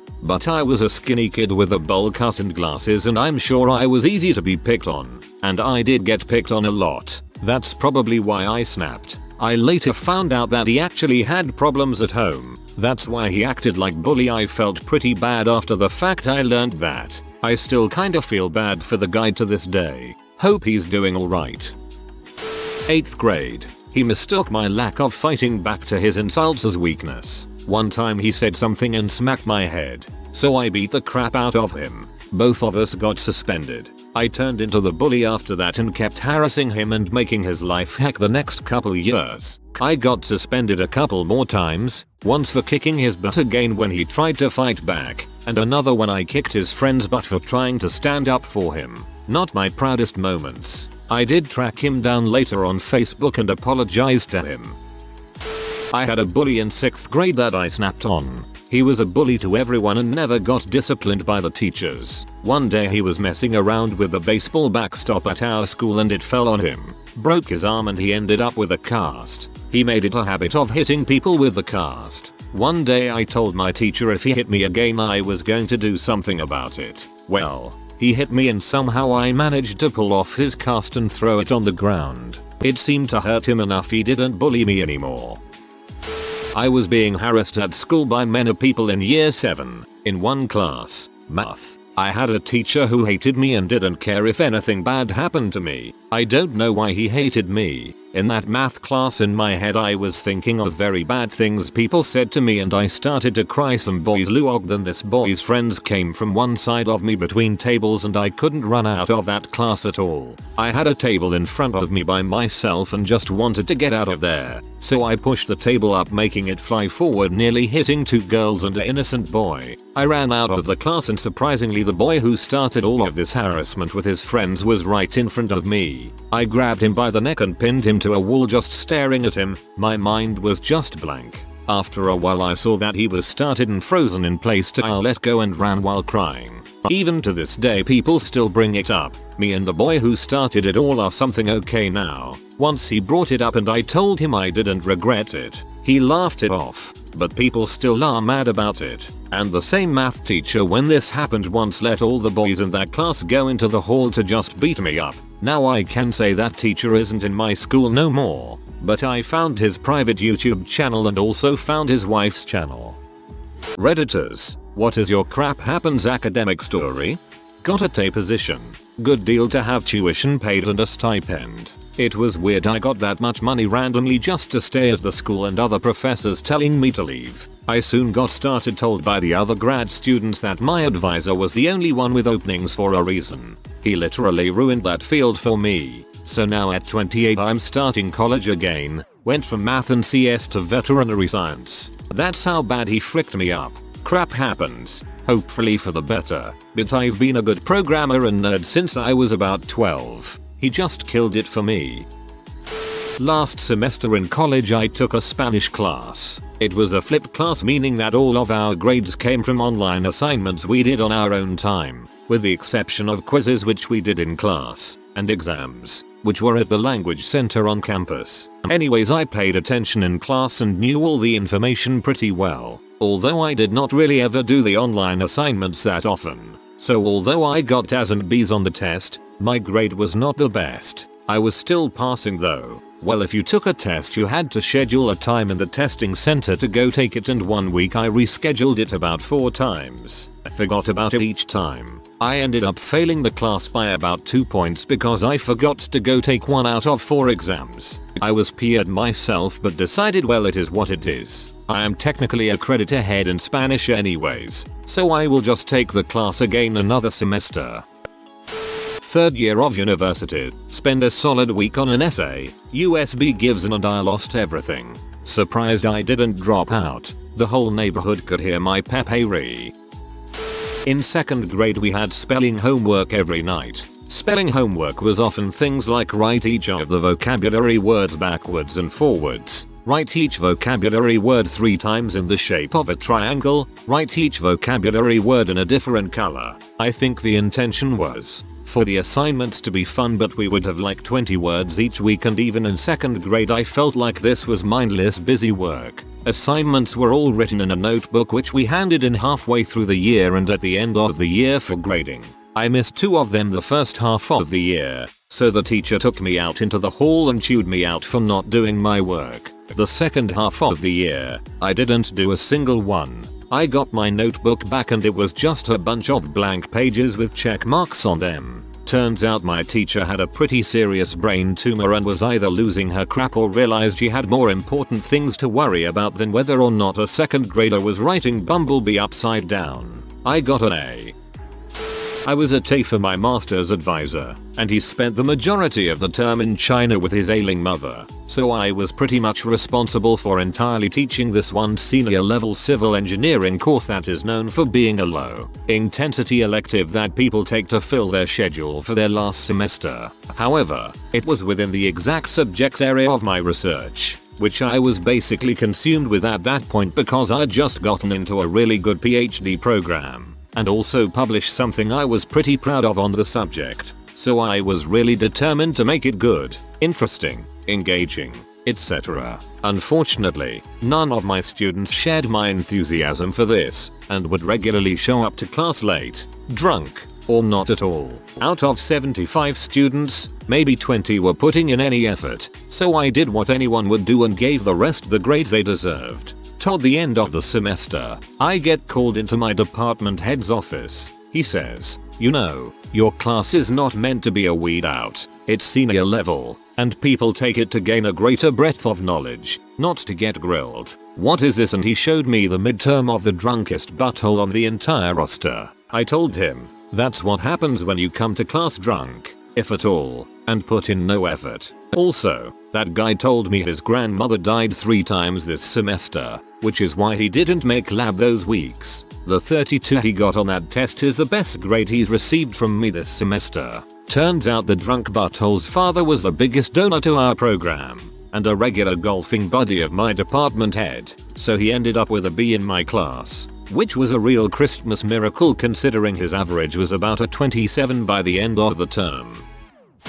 That time I had to do 2 4-man projects on my own because I was the 45th student and we had to make groups of 4. Not 3, not 5, 4, and 1. Apparently, didn't fail, but it was quite miserable. All that time where I was invited for a project group and the day on the assignment I was told I was replaced. Ended up having to another class for teammates of which one disappeared halfway, one gave up and the other guy was 10 times better than me, so I had no clue what he was talking about at the time. Besides that, he was kind, but we were just not compatible. All that time where the group project where 2 people couldn't come because of colliding classes, because of do-overs, for more than half the quarter, and the third didn't want to work without the other 2. Tried my best but ended up not attending the presentation, so the other 3 got a grade and I didn't. All the times where you had to work as a group, so naturally everyone else split up the assignments and do everything solo. All that time where I finally had a chance to do and make what I love for once, only for a random butt guy to come in,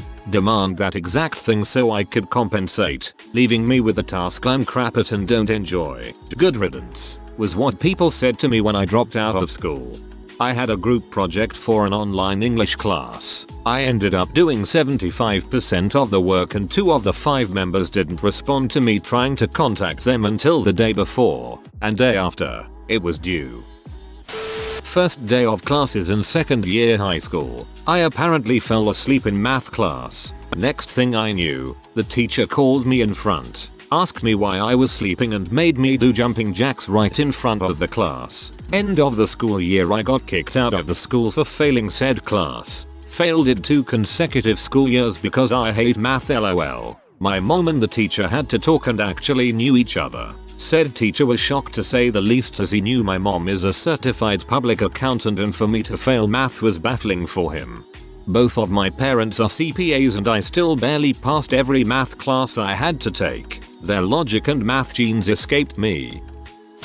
Back in undergrad there was a practical class where we had to solve the exercises using a certain piece of software to get the answers. I figured it out right away and spent the rest of the lesson helping my friends learn how to do it. We all turned in identical answer sheets and they got higher marks than me. Still salty about that to this day, even though it had no bearing on anything and I've since gone through masters, PhD, and have a real job. That one moment just work. Not really academic, but anyways, my brother was a really smart kid. He graduated high school at 15. In first grade of high school we had to make a paper for biology classes about the tree in our garden. You would have to document the tree throughout the whole year. My brother is 2 years older than me, but he was 5 years in front of me at school. So he handed in his paper at the end of the year and got an A+. 5 years later it was my turn. Same school, same project and same teacher. As little I cared about school when I was 12, I just copied my brother's work one. Just changed the name and handed it in. Back then there weren't these plagiarism skanks, so it was pretty same. Apparently the exact same teacher was a lot less impressed with my paper than with my brother's. I got an C where he got an A+ for exactly the same paper. 1 year in high school and I immediately understood that you don't get judged on your work, but only if people like you or not. He was that smart young kid and I was just another annoying kid that didn't pay attention. 30 years ago, spent over 150 hours building a scale model of a home with balsam wood and foam core for my final presentation to get my degree. The presentation space was a mile or so from campus, so I borrowed my friend's sweet 1986 Ford Mustang, gingerly put my project on the front seat and drove about 15 miles per hour to the parking lot to wait for my appointment with my professor. Parked, got out of the car, walked around to the other side, opened the door and retrieved my project, held it up like a server with a tray to close the door, and a gust of wind came out of nowhere and picked it up out of my hands and smashed it on the concrete. Bits of balsam wood and glue were everywhere. I stood there and stared for what seemed like hours. The kid whose appointment was before mine was walking out and saw it lying on the ground and me just standing there. Ran back inside to get the prof because he was sure I was going to pass out. The prof comes out the door, grabs what is left of my model home, gently holds my arm and ushers me to the stairs outside. We sit there and he has me walk through step by step verbally how I built it. At the end, he holds up the model home, which is now just a basement of foam core, and says, and this is why people are told to go down to the basement in a tornado hurricane. I laughed and got an A. I have a couple of these. Best one happened to a friend. He had a project on a USB drive. We parked at the same time we're walking together to class. Get to the other side of a busy street. My friend says oh crap and turns back to the busy road. My USB fell out of my pocket. We both watched it get run over by a delivery truck. He got an F. Mine was paper on an external hard drive. Went to print it the morning it was due. Hard drive crashed and wouldn't boot. Got an F. The lesson here: make backups in different places. Third one happened to another friend. He spent weeks making a cardboard stool that folded from on sheet of cardboard. Got in front of class to present with his unfolded piece of cardboard and couldn't get the folds right. I saw it folded and working right before class. He also got an F. Cost him to repeat that class the next semester. He still became an architect. Lesson here: don't present on a lack of sleep.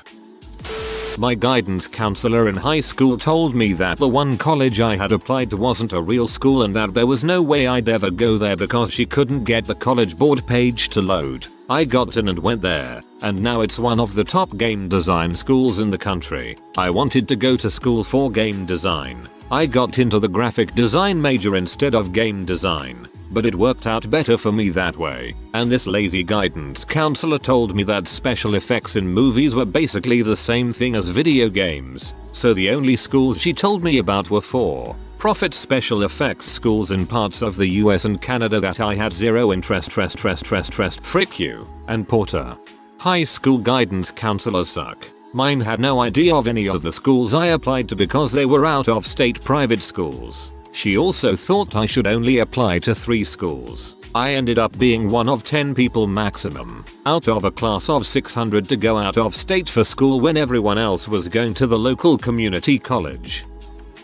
I'm deaf in my right ear and have poor hearing in the left. Been that way since birth. I suppose my second grade teacher had been fed up with me not following rules regarding an assignment and asking stupid questions. She was visibly agitated and said something along the lines of, "Are you deaf?" To which I responded with, "Actually, yeah, I am." I guess she mistook this for me being a smartass and sent me to sit in the hallway while she called my dad, but I honestly was just trying to tell her that I was genuinely about 60% deaf. I didn't realize until years later that she was calling me stupid or why my dad thought I was so funny for that. I failed creative writing my sophomore year. I was supposed to write a biography on an author and I took what I thought was my senior high school paper on Mark Twain.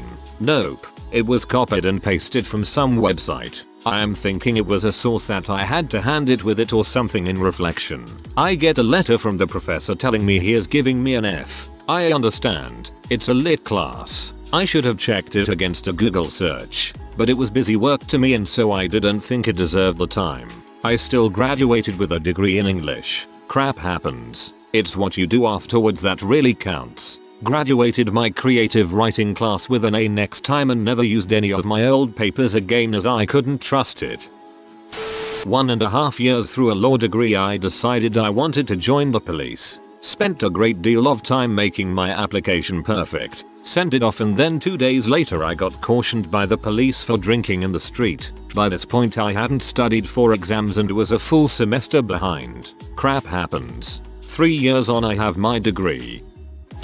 I was always a straight A student growing up and a pretty good athlete too. Played all sports I could, but excelled in basketball. But in high school, some of the teachers had biases about students who played sports that they couldn't possibly also be good academic students. Every year I was accused of plagiarizing an essay and had to take it all the way to the vice principal to plead my case. Never got an apology. Frick you, Mr. Edelstein, Ms. Bloom, Mr. Stewart, and Ms. Gould. You suckers. I will never understand how it got there, but my entire 3 years at my university there was a foot-long black dildo suction stuck to the outside of the 3rd floor library window. Everyone knew about it, but for some reason it was never removed. When I was 9 we moved to Kenya for reasons I wasn't told. They have a different school system and curriculum than Norway, the place I was born and live, and I went to school in Kenya for 6 years. When I was about to start high school we moved back literally 2 weeks before school started. Basically no school here except schooling degrees from Kenya, and I had to do 1 year of language and catch up even though I didn't need it cause I had all A's and I was fluent in Norwegian. Now I had to be 1 year behind for no goddamn reason if we didn't move, like it's not cause of their jobs, cause my dad stayed in Norway and for work and my mom doesn't work. And they say I will know the reason we moved when I grow older. I am literally almost 18, just freaking tell me. This might be off topic a bit but I just needed to vent a bit. We're definitely gonna need an update to this when you find out. I followed you, so please post whenever they tell you. I had doubts about even going to college, but I still decided to attend. Turns out I actually loved going to school and I was doing well. I managed to maintain a GPA of 3.9 and only missed a day or two. I was getting multiple job offers through my school because of how well I was doing. A month before graduating my schools shuts down with no warning and suddenly I had wasted all my time, money, and I lost the job offers. Crap happens, I guess. I once got a 0 in a class in high school. Like my final mark was a 0. I was taking an extra class but because I could not have more than one spare, no class. But I already had extra credits to graduate and it was not an important course, so I just went to class for a few weeks. The teacher gave out this huge pain in the butt project and I was like, nah, not doing this, so I just did not show up to class. Funny part, once say that teacher in the hall and she asked me why I had not shown up to class for like a month. I just gave her the shocked look and said I had drooped the class a while ago, which was a lie. When I got my final report card there was a big 0 on it and it's just really full to look at. Okay, so this happened my sophomore year of high school in my honors biology class. We have a group assignment called the plant project and it was massive. Like I'm talking 2 to 3 months to complete. Teacher is talking about it all the time. It's our first big grade and worth more than any other test. I'm in a group with 3 other people, and we are all kind of misfits, and don't have other friends in the class. so we are stuck working with each other. Now the plant project consists of collecting multiple types of plants, like a 5 ground cover, 5 flowering, 5 trees, etc, etc, and there's probably at least 30 samples required. So I spend a ton of time collecting and identifying and sorting, and it gets to be the weekend before it's due. Now mind you, I've probably done around 60% of the work for this group. So I tell them all I'm going camping with my family and they can do the final work to assemble the project. They all happily agree. Well, I'm in the woods with my family and I start getting these texts and calls from my group members. I hike to get reception and one of the members accused me of having done no real work and skipping out on the project. I denied adamantly. We argue for a bit. Then I say if I have done nothing, give me back all the materials I've collected for the group. You all obviously feel I haven't contributed, so we can part ways and I'll do the project on my own. He agrees. So I tell me mom, and being the angel she is, she agrees to help me. So we are running through the woods, finding all these different plants, trying to recall my rubric for the project, and just generally freaking out. When we get back to my hometown and I collect my plants from my former group, they didn't even give me back a fraction of what I had collected. We start assembling the project. My mom and I work non-stop for 2 days. We go on local hikes and buy all these plant guides and truly bust our asses. And we assembled this gorgeous behemoth of a project. We had extra plants. We did the extra credits section. We did it all in about 3 days. I go to hand it in to the teacher. I explain what happened and apologized for the plants not being properly dried. Of course the teacher is shocked I managed to scrap together the project in 3 days, although he wasn't thrilled by my mom helping, and a few weeks later I get the grade of 103%. My former group got a 56% or something. Since that incident, every former group member has approached me and formally apologized for their behavior. Literally every member. And that was the day I learned group projects suck butt. My first semester of senior year at university, I learned what karma was. I was nearing the end of my finance degree and taking this one high-level course on financial markets. In the class, we did not have a book, no online resources, nothing outside of my professor's notes that she hand wrote on the board each day. This woman was rather young, late 30s, but a stone for a heart. So in the class we were given partners that we would be working with the whole semester on projects and assignments. I got matched up with a kid I knew kinda well, and was well aware that he was a slacker. So we are 3/4 done with the semester and have a large exam coming up. At this point I had a 95% in the class and was on top of the material, and solely doing all of the group projects because my partner never even bothered to help or did not understand. Before the exam we are given a study guide to complete to help us study, and we can turn it in for a 5% boost on our exam score. My partner does not do his,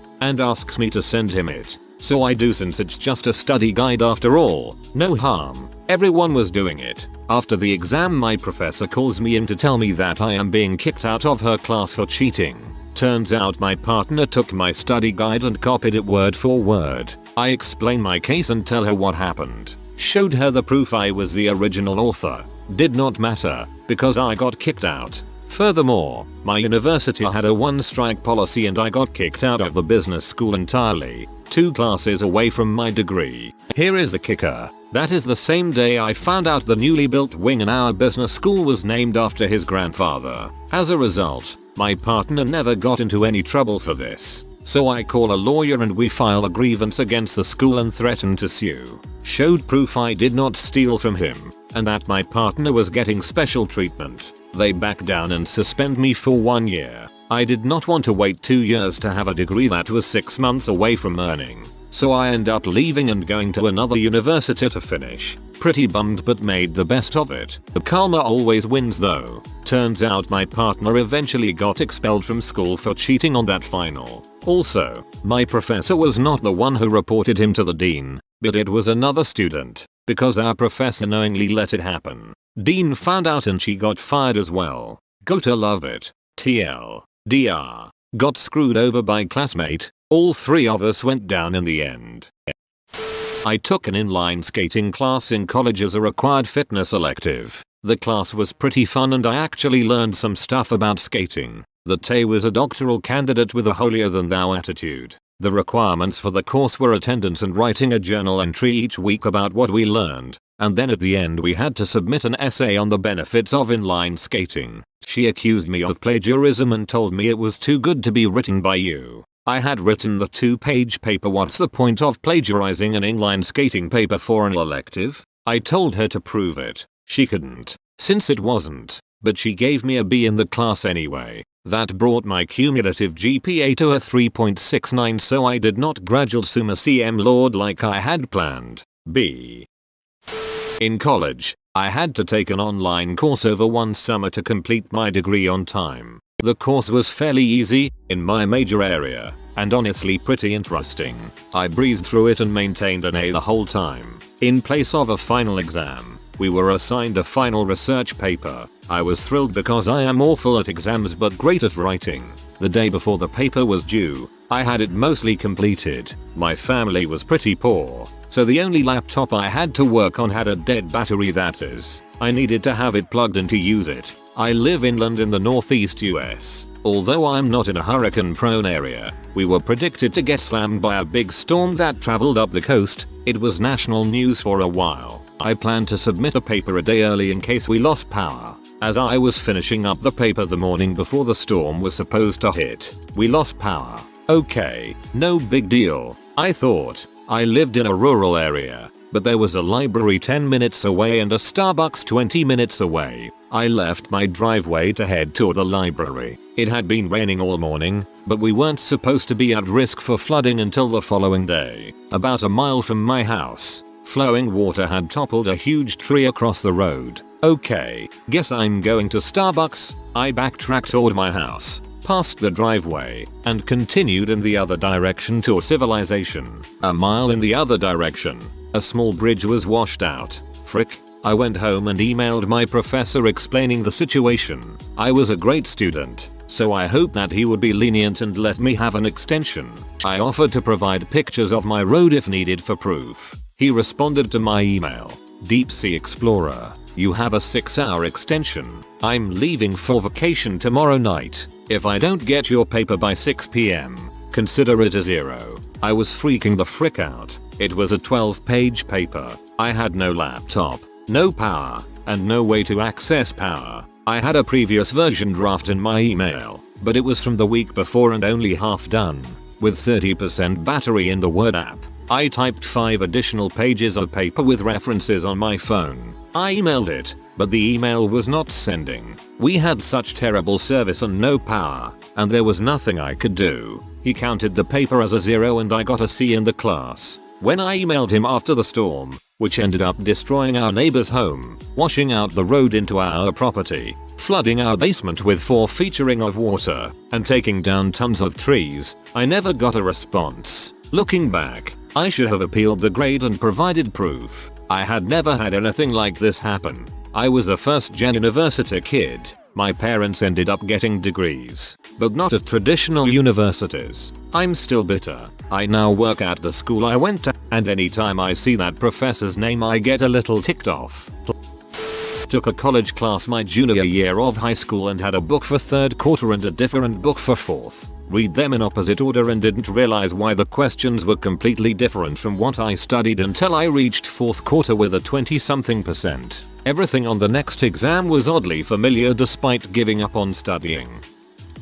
I was in the 7th grade. It was the mid-90s. My social studies teacher was a short, plump, white lady with a voice that made you want to claw your eardrums out of your head. She had to have had a double-digit IQ, but she spoke Spanish and was basically hired to work with the kids who spoke English as a second language, ESL. I guess they were short a social studies teacher and threw her the bone. It was her first time teaching anything but ESL. She was a dope, like I said before, completely unaware that she was among wolves. One day she was telling us about the Netherlands and she said, you guys never read the story about the little boy who put his finger in the dike naturally. All of us wolves laughed hysterically. The conversation continued. I raised my hand and stated that, like amateurdom, New Orleans was another city that rested at or below sea level. She looked at me and said, well, that doesn't make much sense. Does it? If a city were below sea level it would be underwater. I wasn't backing down because I knew for a fact that these two cities had large portions that lay below sea level but were in fact drier land.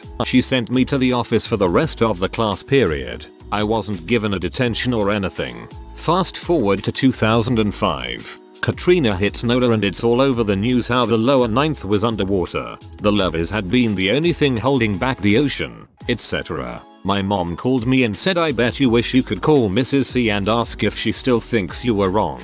I hadn't been the only person who experienced her crappy teaching. The year after 7th grade she was back to just teach ESL.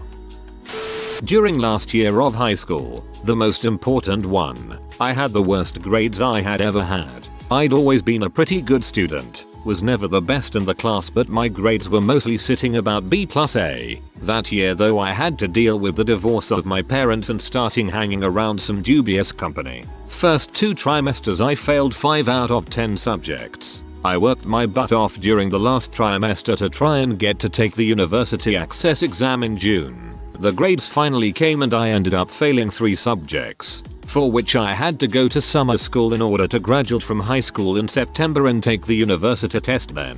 What was funny is that a couple of teachers wanted to speak to me and told me if we actually look at your performance on the tests and the whole year average you should have passed without problems, because you actually passed every test this last trimester. But given your performance at the beginning of the year we decided to let you fail and go through summer school so you finally learn the meaning of the words effort and perseverance. I kind of get their motives but why did I take those tests and worked hard during the last trimester for nothing if it was decided already they were gonna make me fail right from the start?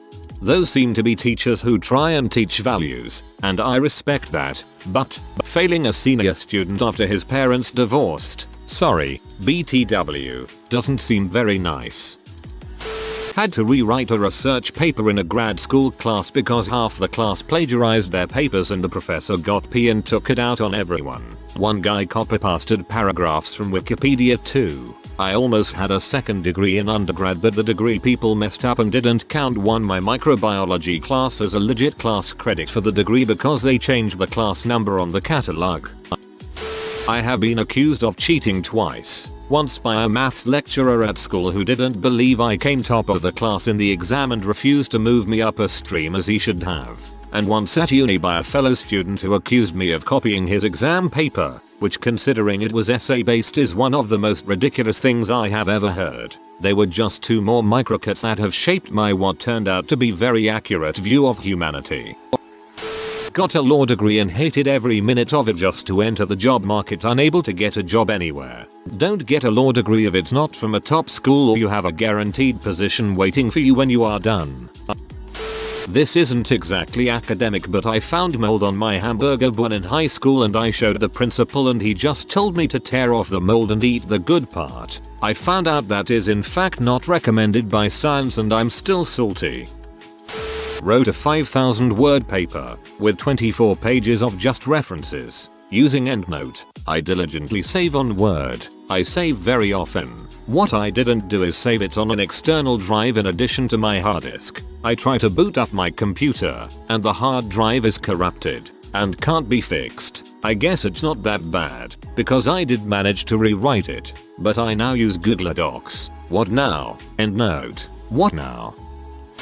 I remember in the 5th grade, there was this beloved teacher, young, thin, blonde, super peppy. She had asked our class to list off different dog breeds. Of course, all of the most popular were shouted first: Lab, German Shepherd, Chihuahua, Golden Retriever. I raise my hand. Me, American Eskimo. Teacher, scoffs. American Eskimos aren't dogs, they're people. The entire class, including the teacher, burst into laughter. I owned an American Eskimo dog, and my mom bought me a dog breed book I was obsessed with. Completely lost my trust for teachers after this and developed my sense of critical thinking.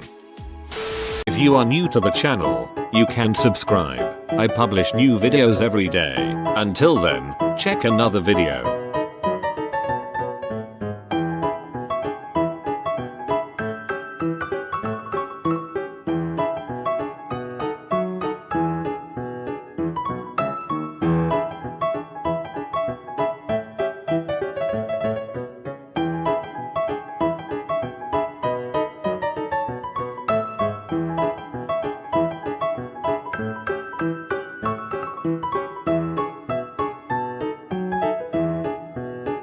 Bye for now.